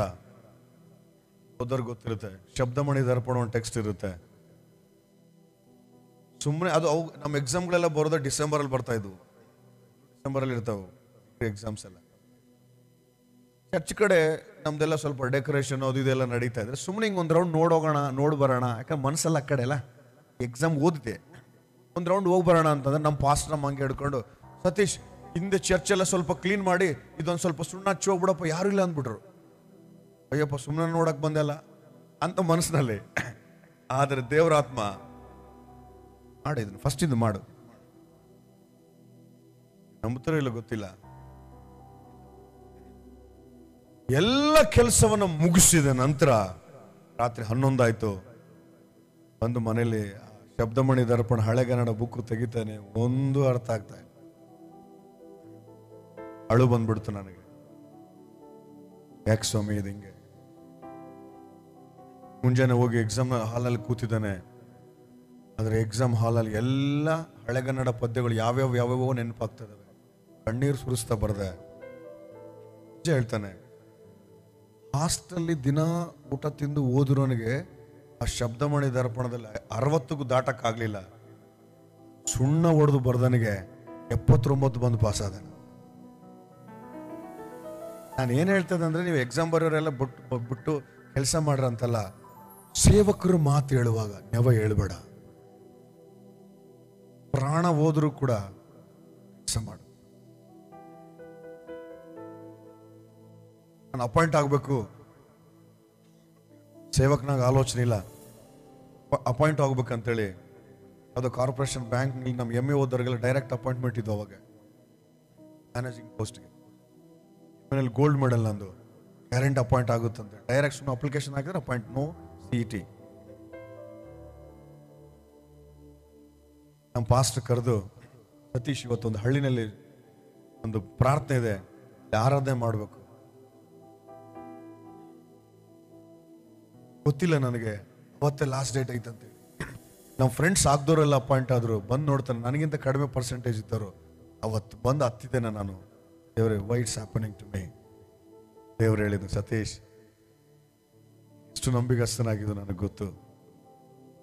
ನೆವ ಹೇಳಾರ್ದಂತ ಎಷ್ಟು ಮಾತು ಕೇಳ್ತಾ ಇದೆಯೋ ನನಗೆ ಗೊತ್ತು. ನೀನು ಅಪಾಯಿಂಟ್ ಆದ್ರೆ ಎಷ್ಟು ಒಂದು ಡಿಸ್ಟಿಕ್ಕಿಗೆ, ಒಂದು ತಾಲೂಕಿಗೆ ನಿನ್ನನ್ನ ಆಶೀರ್ವಾದದ ನಿಧಿಯಾಗಿ ಮಾಡ್ತಾನೆ ಅಂತೇಳಿ. ಹಲ್ಲೆಲೂಯಾ. ಹಾಲೆಲೂಯ. ಬರೆದಿಟ್ಕೊಳ್ರಿ ಮಾತನ್ನ ನಿಮ್ಮ ಹೃದಯದಲ್ಲಿ. ಸೇವಕರ ಮಾತನ್ನ, ಸಭೆ ಹೇಳುವಂತ ಮಾತನ್ನ ತಿರಸ್ಕಾರ ಮಾಡಿ ಉದ್ಧಾರ ಆದವನು ಬರೀ ನಿಮ್ಮ ಓಣಿಗೆ, ನಿಮ್ಮ ಏರಿಯಾಕ್ಕೆ, ನಿಮ್ಮ ತಾಲೂಕಿಗೆ ಅಷ್ಟೇ. ನೀವು ಅಜ್ಞಾನಿ ಆದ್ರೂ, ಅವನ ಅಂಧಕಾರದಲ್ಲಿದ್ರು, ಅವನ ಮನೆ ಪರಿಸ್ಥಿತಿಗಳು ಅಲ್ಲಕಲ್ಲವಾದ್ರು, ಸೇವಕರ ಮಾತನ್ನ, ದೇವರ ಮಾತಿಗೆ ನೆವ ಹೇಳಾರ್ದೆ ಬದುಕುವನು, ಅವನು ನೂರಾರು ಜನಕ್ಕೆ ಆಶೀರ್ವಾದವಾಗಿರ್ತಾನೆ. Hallelujah, hallelujah. ಅದಕ್ಕಾಗಿ ದೇವರ ಆತ್ಮನು ಸ್ಪಷ್ಟವಾಗಿ ಮಾತಾಡ್ತಾ ಇದ್ದಾನೆ. ಅನೇಕ ಸಾರಿ ನಮಗೆ ಉಜ್ಜೀವನ ಉಂಟಾಗ್ತಾ ಇಲ್ಲ, ಉಜ್ಜೀವನ ಇಲ್ಲ, ಉಜ್ಜೀವನ ಇಲ್ಲ. ಎಲ್ಲಿಂದ ಬರುತ್ತೆ ಉಜ್ಜೀವನ? ಅದು ಕ್ರಮಪಡಿಸಿಕೊಂಡಾಗ ಬರುತ್ತೆ. ಏಲಿಯನು ಬಾಳ್ ದೇವತೆಗಳು ಇಬ್ರು ಕಾರ್ಮೆಲ್ ಬೆಟ್ಟದ ಮೇಲೆ ಫುಲ್ ಫೈಟಿಂಗ್, ದೇವರು ನಮ್ ದೇವರು ಅಂತ ಒಂದೇ ಸರಿ ಕಟ್ಟಿದ್ರು. ಬೆಂಕಿನ ನೋಡೋಣ ಒದ್ದಾಡಿದ್ರು, ಏನೇನೋ ಪ್ರಯತ್ನ ಪಟ್ಟು ಆದ್ರೆ ಅಲ್ಲಿ ಎಲಿಯನು ಕೆಟ್ಟೋಗಿರುವಂತ ಎಲ್ಲ ಯಜ್ಞವೇದಿನ ಮತ್ತೆ ತಿರುಗಿ ಕಟ್ಟಿ, ಹಲ್ಲೆಲೂಯ, ತಿರುಗಿ ಕಟ್ಟಿ ಒಂದೇ ಒಂದು ಪ್ರಾರ್ಥನೆ ಮಾಡ್ತಾರೆ. ಏನಂತ ಗೊತ್ತಾ? ಅಪ್ಪ ಯೇಸುವೇ, ರುಜು ಮಾಡ್ಕೋ. ಬಿತ್ತು ಬೆಂಕಿ. ಹೇಳ, ನಿಮಗೆ ತರ ಕೂಟಗಳಲ್ಲಿ ಉಜ್ಜೀವನ ಆಗಲ್ಲ ನಿಮಗೆ. ತಿನ್ನಕ್ಕೆ ಇಟ್ಟಿದ್ರಂದ್ರೆ ನಿಜ ಹೇಳ್ತಾನೆ. ಹಂಗೇನಾಗದಿದ್ರೆ ನಾನೇ ಎಲ್ಲೋ ಸಾಲಾಗಿಲ್ಲ ತಗೊಂಬಂದು ನೀವು ಒಂದೊಂದು ಓಣಿನಾಗ ನಾನೇ ಮೀಟಿಂಗ್ ಇಟ್ಟು ಹೋಗ್ಬಿಡ್ತಿದ್ದೆ. ಆಗಲ್ಲ. ಈ ಮೀಟಿಂಗ್ ಆದ್ಮೇಲೆ ನಿನ್ನನ್ನ ನೀನು ಕ್ರಮಪಡಿಸಿಕೊಂಡಾಗ ಮಾತ್ರ ಬೆಂಕಿ ಬೀಳೋದದು. Hallelujah, hallelujah. ಯೇಸು ಕ್ರಿಸ್ತನು ಎಲ್ಲಿ ತನಕ ಶಿಷ್ಯಂದ್ರ ಜೊತೆ ಇದ್ರೋ ಶಿಷ್ಯಂದ್ರಿಗೆ ಉಜ್ಜೀವನ ಬರಲಿಲ್ಲ. ಯೇಸು ಕ್ರಿಸ್ತನ ಮಾತುಗಳನ್ನು ಹೃದಯ ಅಂತರಾಳದಲ್ಲಿ ಇಳಿಸ್ಕೊಂಡು ಮೊಣಕಾಲು ಊರಿದ ಮೇಲೆ ಬಂತದು. ಈ 3 ದಿನ ಕೂಟದಲ್ಲಿ ಉಜ್ಜೀವನ ಅಂದ್ರೆ ಲಾಸ್ಟ್ ಡೇ ಏನಂತೆ, ಲಾಸ್ಟ್ ಎಲ್ಲರನ್ನ ಎದ್ದೇಳಿಸಿ ಖರ್ಚು ತಂದ ಕುಣಿಸಿ ಎಗ್ರಿಸಿ ಇದೇ ಉಜ್ಜೀವನ. 3 ದಿನ ವಾಕ್ಯ ಚೆನ್ನಾಗಿ, ಅದು ಉಜ್ಜೀವನ ಅಲ್ಲ, ಅದು ಎಂಟರ್ಟೈನ್ಮೆಂಟ್. ನೀವು ನಾನು ಇನ್ನೊಂದ್ಸರಿ ಕರೆಸದೇ ಇದ್ರು ವಾಸ್ತವ ಹೇಳ್ತಾ ಇದ್ರೆ ದಟ್ ಈಸ್ ಅನ್ ಎಂಟರ್ಟೈನ್ಮೆಂಟ್. ಯೇಸು 3.5 ವರ್ಷ ಬದುಕಿರೋ ಆ 3.5 ವರ್ಷದಲ್ಲಿ ಹೃದಯನ ಜಜ್ಜಿಕೊಂಡು ವಾಕ್ಯ ಹೇಳಿದಾನೆ ಹೊರತು ಬರ್ರಿ ಅಪ್ಪ 5,000 ಜನ 5 ರೊಟ್ಟಿ 2 ಮೀನು ತಿಂದ್ರಿ ತಾನೆ, ಸ್ವಲ್ಪ ಎದ್ದೇಳಿ ಡ್ಯಾನ್ಸ್ ಮಾಡ್ರಿ ಇಲ್ಲ. ನನ್ನ ಭಾರ ಹೃದಯಗಳಲ್ಲಿ ಪಾಪನ ಇಟ್ಕೊಂಡು ಡ್ಯಾನ್ಸ್ ಮಾಡೋನು ಬೇಕಾಗಿಲ್ಲ ದೇವರಿಗೆ. ಆತ್ಮಾನಂದದಿಂದ ಕುಣಿಯನು ಬೇಕಾದ. ಎಷ್ಟು ಜನ ನಾವು ನೆವಗಳು ಹೇಳ್ತಾ, ಎಷ್ಟು ಜನ ನಿರ್ಲಕ್ಷ್ಯ ಸ್ವಭಾವದಿಂದ ಬದುಕ್ತಾ, ನಮ್ಮ ರಕ್ಷಣೆ ಬಗ್ಗೆ ನಿರ್ಲಕ್ಷ್ಯ, ಆಲಯದ ಬಗ್ಗೆ ನಿರ್ಲಕ್ಷ್ಯ, ಸೇವಕರ ಬಗ್ಗೆ ನಿರ್ಲಕ್ಷ್ಯ, ಎಲ್ಲವುಗಳಿಗೂ ನೆವಗಳು ಹೇಳ್ತಾ ನಾವು ಬದುಕಿ ಉಜ್ಜೀವನ ಅಂದ್ರೆ ಎಲ್ಲಿಂದ ಬರುತ್ತೀರಿ? ಬರಲ್ಲ. ಅದು ಈ ಮೀಟಿಂಗ್ ಆದ ನಂತರ ಈ 3 ದಿನಗಳ ಕೂಟದಲ್ಲಿ ದೇವರು ನಿಮ್ಮ ಜೊತೆ ಮಾತಾಡಿರೋ ಮಾತುಗಳನ್ನು ಕೇಳಿ ಕ್ರಮಪಡಿಸಿಕೊಂಡು ನೀನು ಒಂದು ಕಡೆ ಕೂತಾಗ ಆ ಉಜ್ಜೀವನ ಉಂಟಾಗೋದು. ಜೋರಾಗಿ ಹಲ್ಲೆಲೂಯ, ಹಲ್ಲೆಲೂಯ, ಜೋರಾಗಿ ಹಲ್ಲೆಲೂಯ. ಅದಕ್ಕಾಗಿ ಅನೇಕ ಕ್ರೈಸ್ತರನ್ನ ಮೋಸ ಮಾಡ್ತಾ ಇದ್ದಾನೆ ಸೈತಾನ್. ಕೂಡ ಮೋಸ ಏನು ಗೊತ್ತದು? ಮೀಟಿಂಗ್ ಮುಗಿದ್ಮೇಲೆ ನೀವು ಮಾತಾಡೋದು ಒಂದು ಮಾತು, ಅದು ಕೂಡ ಮೋಸನೇ. ಅದು ಏನು ಗೊತ್ತಾ? ಸತೀಶ್ ಭಾಷ ಸೂಪರ್ ವಾಕ್ಯ ಹೇಳಿದ್ರು. ಹೇಳಿದ್ಮೇಲೆ ಏನ್ ಹೇಳಿದ್ರಂತ ನೆನಪಲ್ಲಿ ಹಿಡ್ದಂಗೆ ಮಾಡ್ತಾನ ಅವನು. ಸೈತಾನ ಮೋಸ ಇದು. ಹಲ್ಲೆಲೂಯ. ಮಾತಾಡಬೇಡಿ ನೀವು ಹಂಗೆಲ್ಲ. ಸೂಪರ್ ವಾಕ್ಯ ತಗೊಂಡು ಏನು, ಫಾರ್ ಎಕ್ಸಾಂಪಲ್ ಸ್ಕೂಲಲ್ಲಿ ಮಕ್ಕಳು ಸ್ಕೂಲಿಂದ ಬಂದ ತಕ್ಷಣ 10th ಸ್ಟ್ಯಾಂಡರ್ಡ್ ಓದ್ತಾ ಇರ್ತಾರೆ. ಕೇಳ್ತಾರೆ, ಹೆಂಗಪ್ಪ maths teacher? Mummy super mummy, problem ಹಿಂಗೆ ಸಾಲ್ವ್ ಮಾಡಿದ್ರೆ ಹಂಗೆ ತಲೆಗೆ ಹೋಗ್ತದ ಮಮ್ಮಿ. ಆಮೇಲೆ ಮಮ್ಮಿ ಕುದಿಸ್ಕೊಂಡು ಸ್ವಲ್ಪ ಮಾಡಪ್ಪ ಅಂದ್ರೆ ಏನ್ ಮಾಡೋದು ತಗೊಂಡು? ಆ ಟೀಚರ್ ತಗೊಂಡು ಏನ್ ಮಾಡೋದು? ಈಗ ನನ್ನ ವಾಕ್ಯ ಕೇಳಿದ್ರು ಬಹಳ ಜನ ನೀವು ಹೇಳ್ತೀರಾ, ಏನಯ್ಯ ಎಂಥ ಪಾಸ್ಟರ್ ಕರೆಸ್ತೀವಿ, ಸೂಪರ್ ಆಗಿರೋ ವಾಕ್ಯ. ಮಾತಾಡೋದು ಬಿಟ್ಟು ಆ ವಾಕ್ಯನ ಅಂತರಂಗದಲ್ಲಿ ಇಳಿಸ್ಕೊಳ್ಳೋರು ಬೇಕು ದೇವರಿಗೆ. Hallelujah, hallelujah. ಇಷ್ಟು ಜನ ಸೇರಿದ್ರೆ ತಾನೆ, ಇಷ್ಟು ಜನದಲ್ಲಿ 12 ಜನ ಅಪೊಸ್ತಲರಂತೆ. ಆ ವೈರಾಗ್ಯದಿಂದ ನಾನು ಯಾವ ಹೇಳೋದಿಲ್ಲ ದೇವ್ರಿಗಾಗಿ ಅಂತೇಳಿ ಬದುಕೋ ಒಬ್ಬ ಯವನಸ್ಥ ಬೇಕು ದೇವರಿಗೆ. ಇನ್ನು ಎಲ್ಲಿ ತನಕ ಈ ಬೀದರ್ ಪಟ್ಟಣದಲ್ಲಿ ಹೊರಗಿನ ಸೇವಕರ ಕರೆಸಿ ವಾಕ್ಯ ಕೇಳಿಸ್ತೀರ ನೀವು? ಒಳ್ಳೆ ಸತೀಶ್ ಸ್ವಲ್ಪ ಗಾಸ್ಪಲ್ಗಳು ಎದ್ದೇಳಬೇಕು, ಸರಿನಾ?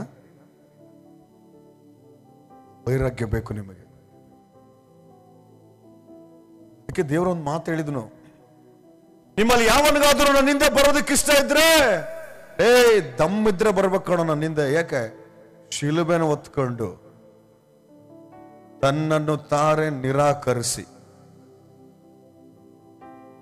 ಚರ್ಚಿಗೆ 12 ಗಂಟೆಗೆ ಅಲ್ಲಾಡ್ಕೊಂಡು ಬೈಬಲ್ ಹಿಡ್ಕೊಂಡಲ್ಲ, ಪ್ರಾರ್ಥನೆ ಶುರುವಾಗೋದಕ್ಕಿಂತ ಮುಂಚೆ ನಿನ್ನನ್ನ ನೀನೇ ನಿರಾಕರಿಸಿಕೊಂಡು ಶಿಲುಬೆನ ಹೊತ್ಕೊಂಡು. ಸಮಸ್ಯೆಗಳಿರ್ತವೆ ಮನೆಯಲ್ಲಿ, ಆರಾಧನೆಗೆ ಬರುವಾಗ ಅಡ್ಡಿಗಳಿರ್ತವೆ, ಆಲಯದಲ್ಲಿ ಕೆಲಸಗಳಿರುವಾಗ ಏನೋ ಒಂದು ಕೆಲಸ ಬೀಳುತ್ತೆ, ಅವನ್ನೆಲ್ಲ ತೆಗೆದಿಟ್ಟು ನಾಳೆ ಮತ್ತೆ ಮಾತಾಡ್ತಾನೆ ಆಲಯದ ಪ್ರಾಮುಖ್ಯತೆ ಬಗ್ಗೆ. ಅದಕ್ಕಾಗಿ ನಮ್ಮಲ್ಲಿ ಬಹಳ ಜನ ನಾವು ನರಕದಲ್ಲಿ ಇರ್ತೇವೆ ಅನ್ನೋದು ಬಾಧೆ. ಯಾಕಂದ್ರೆ ನೆವಗಳೇಳಿ ಇದು ನಮ್ಗೆ ಇಷ್ಟು ದಿನ ಜ್ಞಾನದಲ್ಲಿ ಬಂದಿಲ್ಲ. ನಾವು ಸ್ವರ್ಗಕ್ಕೆ ಹೋಗ್ತಾನೆ ಆರಾಮಾಗಿ, ಇಲ್ಲಿ ಊಟಕ್ಕೆ ಬಂದಿಲ್ಲ ಅವ್ರು. ಯಾಕೆ ಗೊತ್ತಾ? ನೆವ ಹೇಳಿದ್ದಕ್ಕೆ. ನೀನು ಪರಲೋಕ ರಾಜ್ಯದಲ್ಲಿ ಆ ಔತಣದಲ್ಲಿ ನೀನು ಇರೋದಿಲ್ಲ. ಬಹಳ ಜನ ನೀವಿರೋದಿಲ್ಲ. ಯಾಕೆ ಗೊತ್ತಾ? ನೆವ ಹೇಳೋರು ನೀವಾಗಿದ್ರೆ ನೀವಿರೋದಿಲ್ಲ ಅಲ್ಲಿ.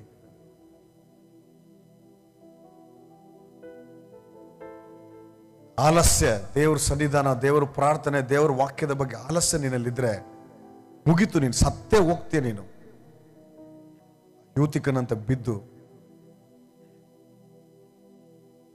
ನಿನಗೆ ಅತಿಶಯವಾಗಿ ಕಾಣೋ ಎಲ್ಲ ವಿಷಯಗಳನ್ನ ಪಕ್ಕಕ್ಕಿಡು. ಬಹಳ ಸಲ ಅನ್ಕೊಂಡಿದ್ದೇವೆ ದೊಡ್ಡ ದೊಡ್ಡ ಪಾಪಗಳು ಯಾವ ಮಾಡ್ತಾ ಇಲ್ಲ, ನಾವು ಚೆನ್ನಾಗಿ ಓಡ್ತೇವೆ. ನೀವು ಓಡೋದಕ್ಕೆ ದೊಡ್ಡ ದೊಡ್ಡ ಪಾಪಗಳು ಯಾವ ಅಡ್ಡಿ ಆಗಿಲ್ಲ, ಸಣ್ಣ ಸಣ್ಣ ಪಾಪಗಳೇ. ಈಗ ನಾನು ಕೈ ಎತ್ತಿದ್ರೆ ಬಹಳ ಜನ ಎತ್ತಿದ್ರೆ ಬೇಕಾಗಿಲ್ಲ ನನಗೆ. ಬಹಳ ಜನ ನೆವ ಹೇಳಿದ್ದೇವೆ ನಾವು. ಆದಲ್ಲಿ ಸೇವಕರು ಗೋಗರಿತಾ ಇರ್ತಾರೆ, ಬರ್ರಿಯಪ್ಪ ಕೆಲಸ ಮಾಡ್ರಿ, ಬರ್ರಿ ಅದು ಮಾಡ್ರಿ ಇದು ಮಾಡ್ರಿ ಅಂತ. ನೆವಗಳು ಹೇಳಿ ತಪ್ಪಿಸ್ಕೊಳ್ಳೋ ಯವನಸ್ಥರು. ಆಲಸ್ಯವಾಗಿ ಬದುಕುವಂತ ಯವನಸ್ಥರು. ಒಂದು ಎಕ್ಸಾಂಪಲ್ ಹೇಳಿ ಮುಗಿಸ್ತೇನೆ, ಸತ್ಯವೇದದಲ್ಲಿದೆ. ನಮ್ಮೆಲ್ಲರಿಗೂ ಗೊತ್ತು 10 ಜನ ಕನ್ಯೆಯರು, ಬುದ್ಧಿವಂತರ 5 ಜನ. ಅವ್ರು ಏನ್ ಮಾಡಿದ್ರು, 5 ಜನ ಎಕ್ಸ್ಟ್ರಾ ಎಣ್ಣೆ ಇಟ್ಕೊಂಡ್ಬಂದ್ರು. ಅಂದ್ರೆ ಫುಲ್ ಕೇರ್ ಮಾಡಿದ್ರು ಅವ್ರ ಜೀವನನ. ಇನ್ನೂ 5 ಜನ ಏನ್ ಮಾಡ್ದ ಅಂದ್ರೆ ಸ್ವಲ್ಪ ನಿರ್ಲಕ್ಷ್ಯ. ಹೇಳ ಸಣ್ಣ ನಿರ್ಲಕ್ಷ್ಯ ತಾನೆ. ಈಗ ಹೇಳ್ರಿ, ಸ್ವರ್ಗಕ್ಕೆ ನಮ್ಮನ್ನ ಕರ್ಕೊಂಡು ಹೋಗ್ಲಾರ್ದಿರುವಂಥದ್ದು ಯಾವುದು? ಸಣ್ಣ ನಿರ್ಲಕ್ಷ್ಯ. ಮಧ್ಯರಾತ್ರಿಯಲ್ಲಿ ಮೊದ್ಲಿಂಗನ ಬಂದು ಹೋದಾಗ ಹುಡುಕ್ತಾರಂತ ಅಲ್ಲಿ ಇಲ್ಲಿ ಅಲ್ಲಿ ಇಲ್ಲಿ, ಎಲ್ಲಿ ಸಿಗುತ್ತೆ ಎಣ್ಣೆ. ಮನೆಯಿಂದ ಹೋಗೋವಾಗ ಸ್ವಲ್ಪ ಇಟ್ಕೊಂಡು ಹೋಗ್ರೆ ಆಗೋತಿತ್ತಲ್ಲ. ನಿರ್ಲಕ್ಷ್ಯ ಸ್ವಭಾವ ಎಷ್ಟು ಡೇಂಜರ್ ಅಂದ್ರೆ ಇದು ಅರ್ಥನೇ ಆಗಿಲ್ಲ ಬಹಳ ಜನಕ್ಕೆ. ವೆರಿ ಡೇಂಜರ್ ಇದು. ನೀವು ಸೇವಕರುಗಳಾಗಿರುವಂತ ನಾವು ಇವತ್ತು ಪ್ರಾರ್ಥನೆ ಮಾಡ್ಕೋತೀನಿ, ನಾಳೆ ಪ್ರಾರ್ಥನೆ ಮಾಡ್ಕೋತೀನಿ, ನಿರ್ಲಕ್ಷ್ಯ. ಇವತ್ತು ಸುವಾರ್ತೆಗೆ ಹೋಗ್ತಾನೆ, ನಾಳೆ ಸುವಾರ್ತೆಗೆ ಹೋಗ್ತಾನೆ, ಆಲಸ್ಯ. ಬಹಳ ಡೇಂಜರ್ ಇದು. ಶರೀರದಲ್ಲಿ ಅನಾರೋಗ್ಯ ಕಾಡಿದ್ರು ಸತ್ತೋಗ್ರಿ ಸೇವೆಯಲ್ಲೇ ಹೋಗ್ಲ ಕಡೆ. ಪರಲೋಕದಲ್ಲಿ ಎಂಟರ್ ಆಗೋಗ್ಲೇ ನೀನು ದೇವರೇ ಎದ್ದ ಹೇಳ್ತಾನೆ ಸಿಂಹಾಸನದ ಮೇಲಿಂದ, ದೇವದೂತರು ಚಪ್ಪಾಳೆ ಹೊಡೆದಿನ ಕರ್ಕೋತಾರೆ. ಅದು ಬದುಕಂದ್ರೆ.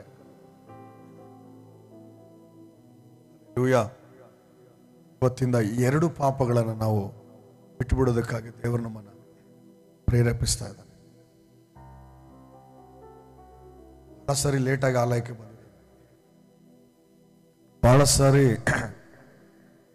ಸೇವಕರ ಸಭೆಯ ಮಾತುಗಳಿಗೆ ನಿರ್ಲಕ್ಷ್ಯ ತೋರಿಸಿದ್ದಾರೆ. ಅಷ್ಟೇ ಮಾತ್ರವಲ್ಲ, ಬಹಳ ಸಾರಿ ನಾವು ಪ್ರಾರ್ಥನೆ ವಾಕ್ಯ ಧ್ಯಾನವನ್ನು ಸಂಪೂರ್ಣ ನಿರ್ಲಕ್ಷಿಸಿ ಬಿಟ್ಟಿದ್ದೇವೆ. ಇನ್ನೂ ಕೆಲವರು ಇವತ್ತು ಬೈಬಲ್ ಓದಿರೋದು ತಿಂಗಳಾದ್ಮೇಲೆ ಓದ್ತಾನೆ ಅವನು. ಇನ್ನು ಕೆಲವರು ಡಿಸೆಂಬರ್ 25ಕ್ಕೆ ತೆಗೆದಿರೋ ಬೈಬಲ್ ಮತ್ತೆ ಡಿಸೆಂಬರ್ 25ಕ್ಕೆ ತೆಗಿತಾನೆ ಅವನು. Very danger. ನಾವೆಲ್ಲ ಎಂತ ಜಾತಿ ಗೊತ್ತಾ? ಇಸ್ಕರಿಯೋತ ಯೂದನ ಜಾತಿ.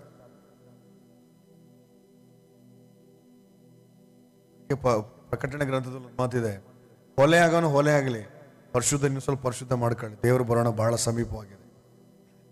Hallelujah, hallelujah. ಆ ಇಸ್ಕರಿಯೋತ ಯೂದನ ಏನ್ ಮಾಡಿದ್ರು ಅಂದ್ರೆ 3.5 ವರ್ಷ ದೇವ್ರ ಜೊತೆಲೆ ವಾಕ್ಯ ಕೇಳಿದ್ನು, 3.5 ವರ್ಷ ದೇವರು ಮಾಡಿರುವಂತ ಅದ್ಭುತಗಳನ್ನ ನೋಡಿದ್ನು. ಆದ್ರೆ ನರಕಕ್ಕೆ ಹೋದ್ನವನು. ಸೇರಿರೋ ನಾವು ನಮ್ಮ ತಾತದಿಂದಲೂ ಕ್ರಿಶ್ಚಿಯನ್ಸೇ, ನಮ್ಮ ಅಪ್ಪನಿಂದಲೂ ಕ್ರಿಶ್ಚಿಯನ್ಸೇ, ನಾವು ಕ್ರಿಶ್ಚಿಯನ್ಸೇ, ನಮ್ಮ ಮಕ್ಕಳು ಕ್ರಿಶ್ಚಿಯನ್ಸೇ. ತಾತಂದು ಕ್ರಿಶ್ಚಿಯನ್ ಹೆಸರೇ, ನಮ್ಮ ಅಪ್ಪದ್ದು ಕ್ರಿಶ್ಚಿಯನ್ ಹೆಸರೇ, ನಂದು ಕ್ರಿಶ್ಚಿಯನ್ ಹೆಸರೇ. ಹೆಸರುಗಳು ಯಾವ ಕರ್ಕೊಂಡು ಹೋಗಲಿಲ್ಲ ಪರಲೋಕ ರಾಜ್ಯಕ್ಕೆ.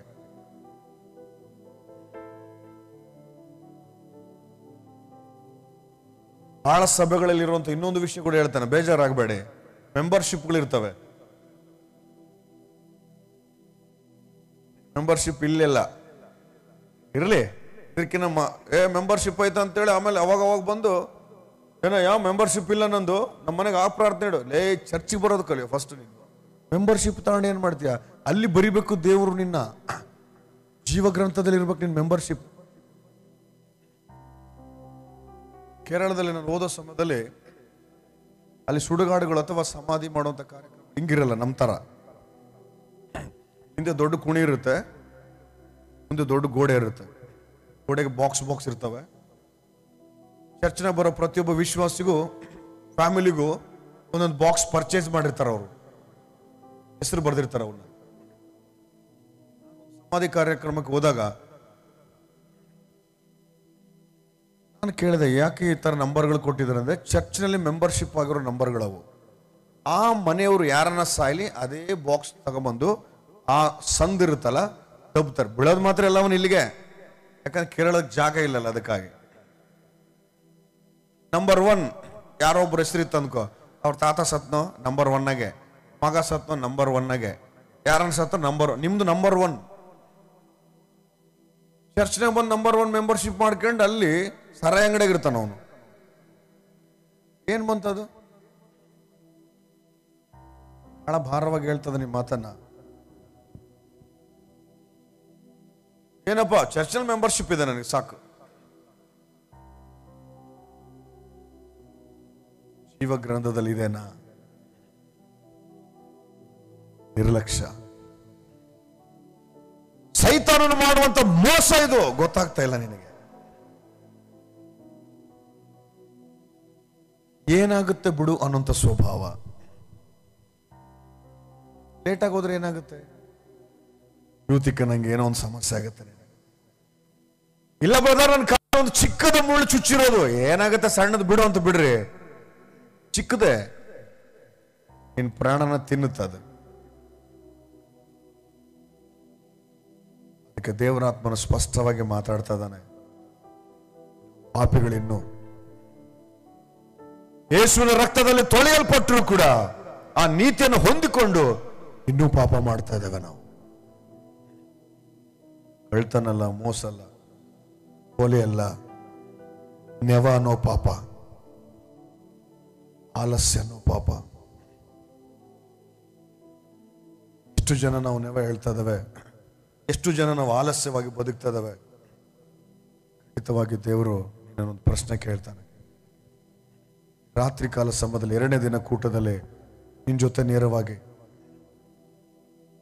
ಯಾರೇನೇ ಅನ್ಲಿ ಬಿಡು, ಸರಿಯಾದ ಸಮಯಕ್ಕೆ ಆಲೈಕೆ. ಯಾರು ಏನೇ ಅನ್ಲಿ ಸೇವಕರ ಮಾತನ್ನು ಸುಮ್ಮನೆ ಕೇಳು. ನೀವು ಎಲ್ಲಿ ತನಕ ಹೆಸರಿಗೆ ಮಾತ್ರ ಕ್ರೈಸ್ತನಂತೆ ಬದುಕ್ತೀಯ ನೀನು? ಕ್ರಿಸ್ತನನ್ನ ಹೃದಯದಲ್ಲಿ ಧರಿಸಿಕೊಳ್ಳದೆ ಪಾಪಗಳನ್ನೇ ಮಾಡ್ತಾ ಸುಮ್ಮನೆ ನೋಡೋರಿಗೆ ಮಾತ್ರ ಕ್ರೈಸ್ತನ ಇನ್ಯಾಕೆ ಬದುಕ್ತೀಯ ನೀನು? ಒಂದು ಸಭೆಯಲ್ಲಿ ವಾಕ್ಯ ಹೇಳ್ತಾ ಇದ್ದಂಗೆ ವಾಕ್ಯ ಮುಗಿತು, ಹಳ ನೊಂದ್ಬಿಟ್ಟೆ. ಆ ಸಮಯದಲ್ಲಿ ನಾನು ನೀರು ಬಂತು. ಯಾಕೆ ಗೊತ್ತಾ? ಸಭೆಯಲ್ಲಿ ವಾಕ್ಯ ಹೇಳ್ತಾ ಇದ್ರೆ ಮೇನ್ ಡೋರ್ ಇಂದ ಹೊರಗಡೆ ಹೋಗೋರೆಲ್ಲ ಕಾಣಿಸ್ತಾರೆ. ವಾಕ್ಯ ಇನ್ನು ಮುಗಿದು ಅಂತ್ಯ ಆಶೀರ್ವಾದ ತಗೊಂಡಿದ್ದಾರೆ, ಕೆಲವರು ಪ್ರಾರ್ಥನೆ ಮಾಡಿಸ್ಕೊಳಕ್ ಬರ್ತಾ ಇದ್ದಾರೆ. ಆ ಟೈಮಲ್ಲಿ ಸುಮ್ಮನೆ ಹೊರಗೆ ನೋಡಿದ್ರೆ ಹೊರಗೆ ಹೋಗೋಣ ಅವಾಗಲೇ ಬೀಡಿ ಹಚ್ಕೊಂಡು ಸೇರ್ತಾ ಹೋಗ್ತಾನೆ.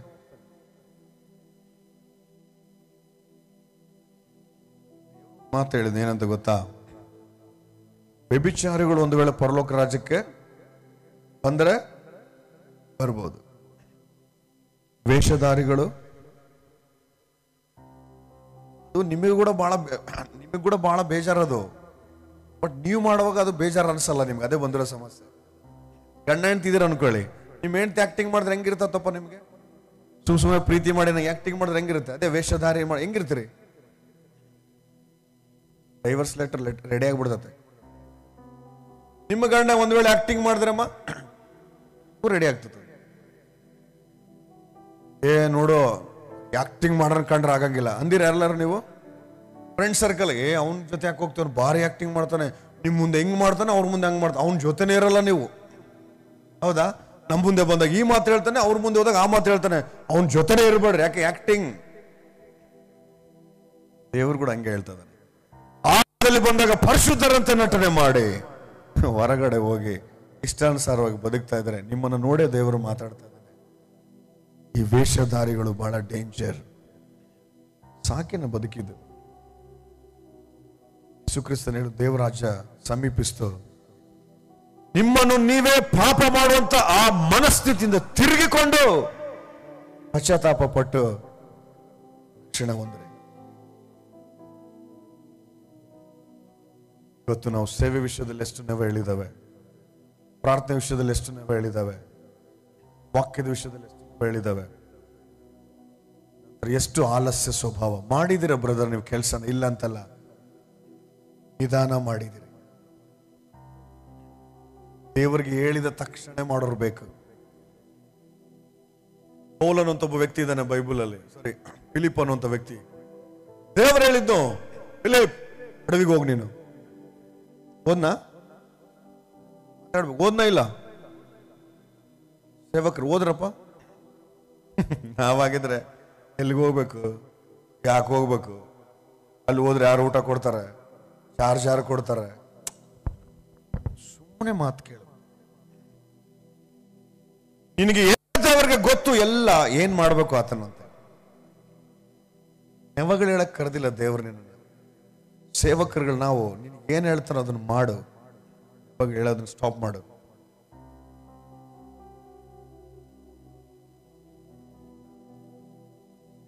ಸುಮ್ಮನೆ ಮಾತು ಕೇಳೋರು ಬೇಕಾತ. ಅದಕ್ಕಾಗಿ ಸೌಲನು ಯುದ್ಧ ಮಾಡಿ ಬರೋ ಸಮಯದಲ್ಲಿ ಏನು ತಗೊಂಡ್ಬರ್ಬೇಡ ನೀನು, ಶತ್ರು ರಾಜ್ಯದಿಂದ ತಗೊಂಬಂದ್ಬಿಟ್ಟನೆ ಈತ ಕೊಬ್ಬಿರುವಂತ ಎಲ್ಲ ದನ ಕರುಗಳನ್ನ. ಸಮುವೇಲ್ ಬಂದು ಕೇಳ್ತಾನೆ, ಏನ್ ಸೌಂಡ್ ಅದು? ಸುಳ್ಳು ಹೇಳ್ಬಿಟ್ನು. ಏನಂತ ಗೊತ್ತಾ? ಯಜ್ಞ ಅರ್ಪಿಸೋದಕ್ಕೆ. ಒಂದು ಮಾತು, ಭಯಂಕರವಾದ ಮಾತು. I like it very much. ನೀನು ಯಜ್ಞವನ್ನು ಅರ್ಪಿಸೋದಕ್ಕಿಂತ ಮಾತು ಕೇಳೋದು ಉತ್ತಮ.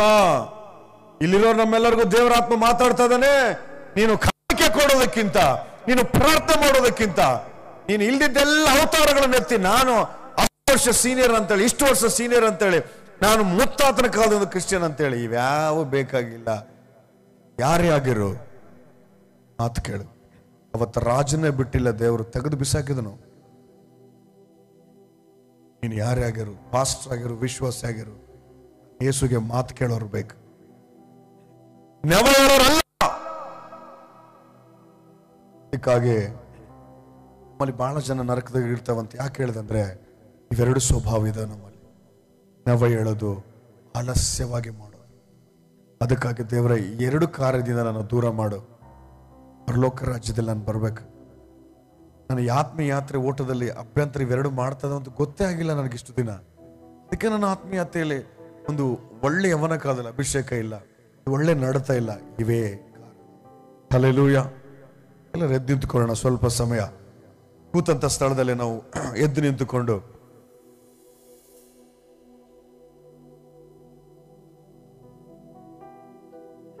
ನಮ್ಮ ಕಣ್ಣುಗಳನ್ನು ಮುಚ್ಚಿ ತುಂಬಾ ಭಾರವಾಗಿ ವಾಕ್ಯವನ್ನು ಪ್ರಕಟಿಸಿದ್ದಾರೆ. ಹೊರಗಿರೋರು ಹೇಗೋ ಹಾದಿಯಲ್ಲಿದ್ದಾರೆ, ಆಲಯದಲ್ಲಿರೋರು ಕೂಡ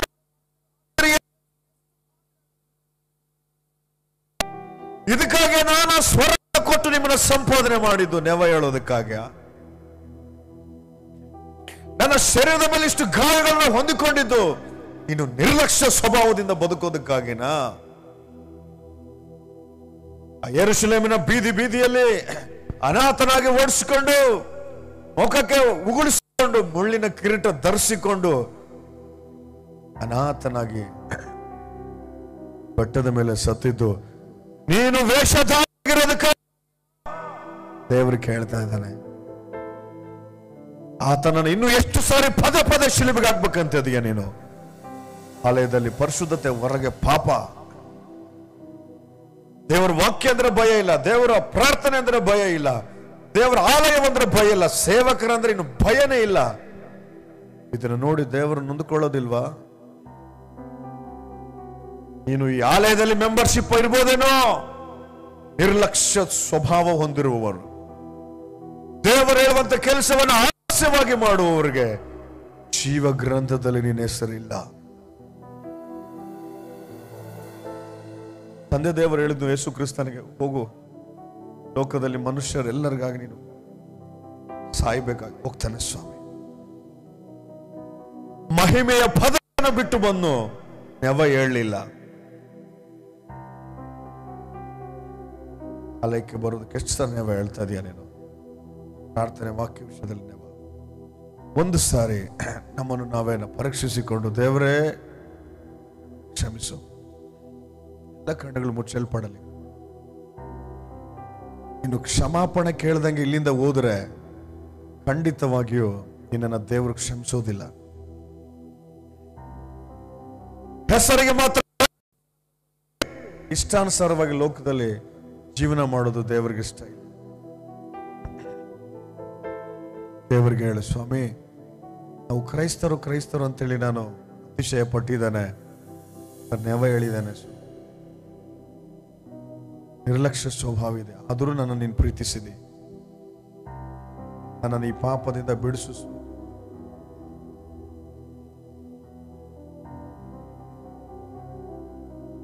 ನಿನ್ನನ್ನೇ ತೊರೆದು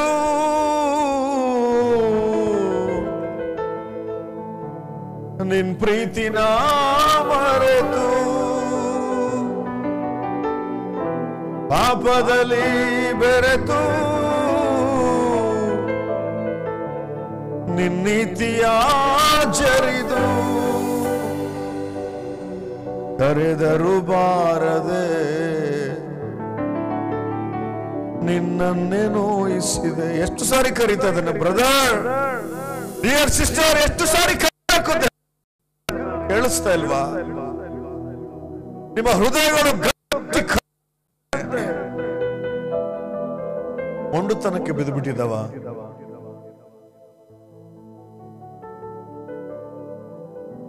ಕರೆದರು ಬಾರದೆ ನಿನ್ನನ್ನೇ ನೋಯಿಸಿದೆ, ಆದರೂ ನನ್ನಲ್ಲಿ ನಿನ್ ಪ್ರೀತಿ ಸುರಿಸಿದೆ. ಯಾಕೆ ನಾನೆಂದರೆ ನಿನಗೆ, ಎರಡು ಕೈಗಳನ್ನು ಮೇಲೆ ಎಲ್ಲಿಲ್ಲದ ಪ್ರೀತಿ ಇನ್ನೂ ಪ್ರೀತಿಸ್ತಾ ಇದ್ದಾನ. ಯಾಕೆ ನಾನೆಂದರೆ ನಿನಗೆ ಎಲ್ಲಿಲ್ಲದ ಪ್ರೀತಿ, ಯಾಕೆ ನಾನೆಂದರೆ ನಿನಗಿಷ್ಟೊಂದು ಪ್ರೀತಿ. ಪ್ರೀತಿಯ ಸಹೋದರ ಸಹೋದರಿ, ಕೊನೆ ಅವಕಾಶ ನಿನಗೆ. ಆಲಸ್ಯ ಮಾಡಬೇಡ. ದೇವರ ಕಾರ್ಯಗಳಿಗೆ ನೆವ ಹೇಳಬೇಡ. ತಿಳಿದು ತಿಳಿದು ನನ್ನ ಪ್ರೀತಿ ಮಾಡಿದೆಯಾ, ಯಾಕೆ ನಾನೆಂದರೆ ನಿನಗಿಷ್ಟೊಂದು ಪ್ರಿಯ. ಜೀಸಸ್, ತಿಳಿದು ತಿಳಿದು ಇಲ್ಲಿ ಸೇರಿ ಬಂದಿರೋ ಗ್ರೌಂಡ್ ಅಲ್ಲಿ ಕೂತರು ಒಬ್ರು ನರಕದಲ್ಲಿ ಇರಬಾರ್ದು, ಒಬ್ರು ಇರಬಾರ್ದು. ಸೈತಾನನು ಅವನು ಈ ಗ್ರೌಂಡ್ ನಲ್ಲಿ ಇರೋದು ಕೂತಿರೋ ಮಾಡೋ ತೀರ್ಮಾನ ನೋಡಿ ಅವನಿಗೆ ಭಯ ಹುಟ್ಟಬೇಕು.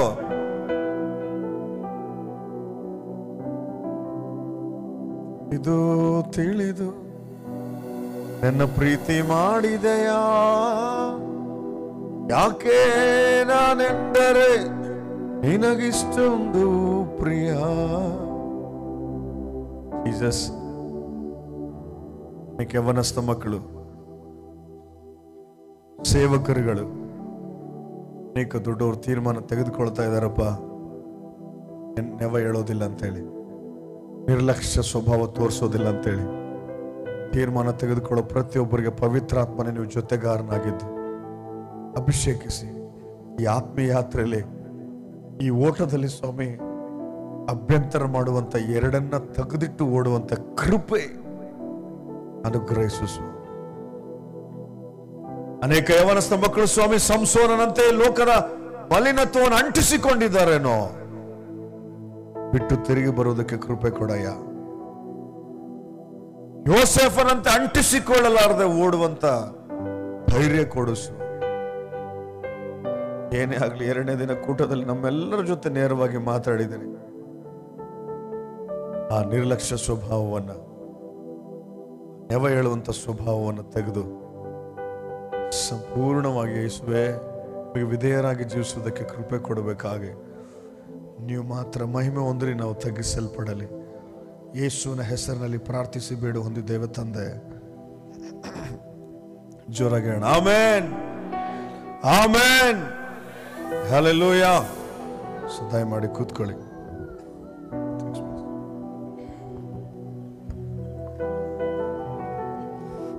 Thank you brother. 2ನೇ ದಿನದ ಸಂದೇಶ ಉತ್ತಮ ರೀತಿಯಿಂದ ತಂದಿದ್ದಕ್ಕಾಗಿ. ಯವನಸ್ಥರ ಬಗ್ಗೆ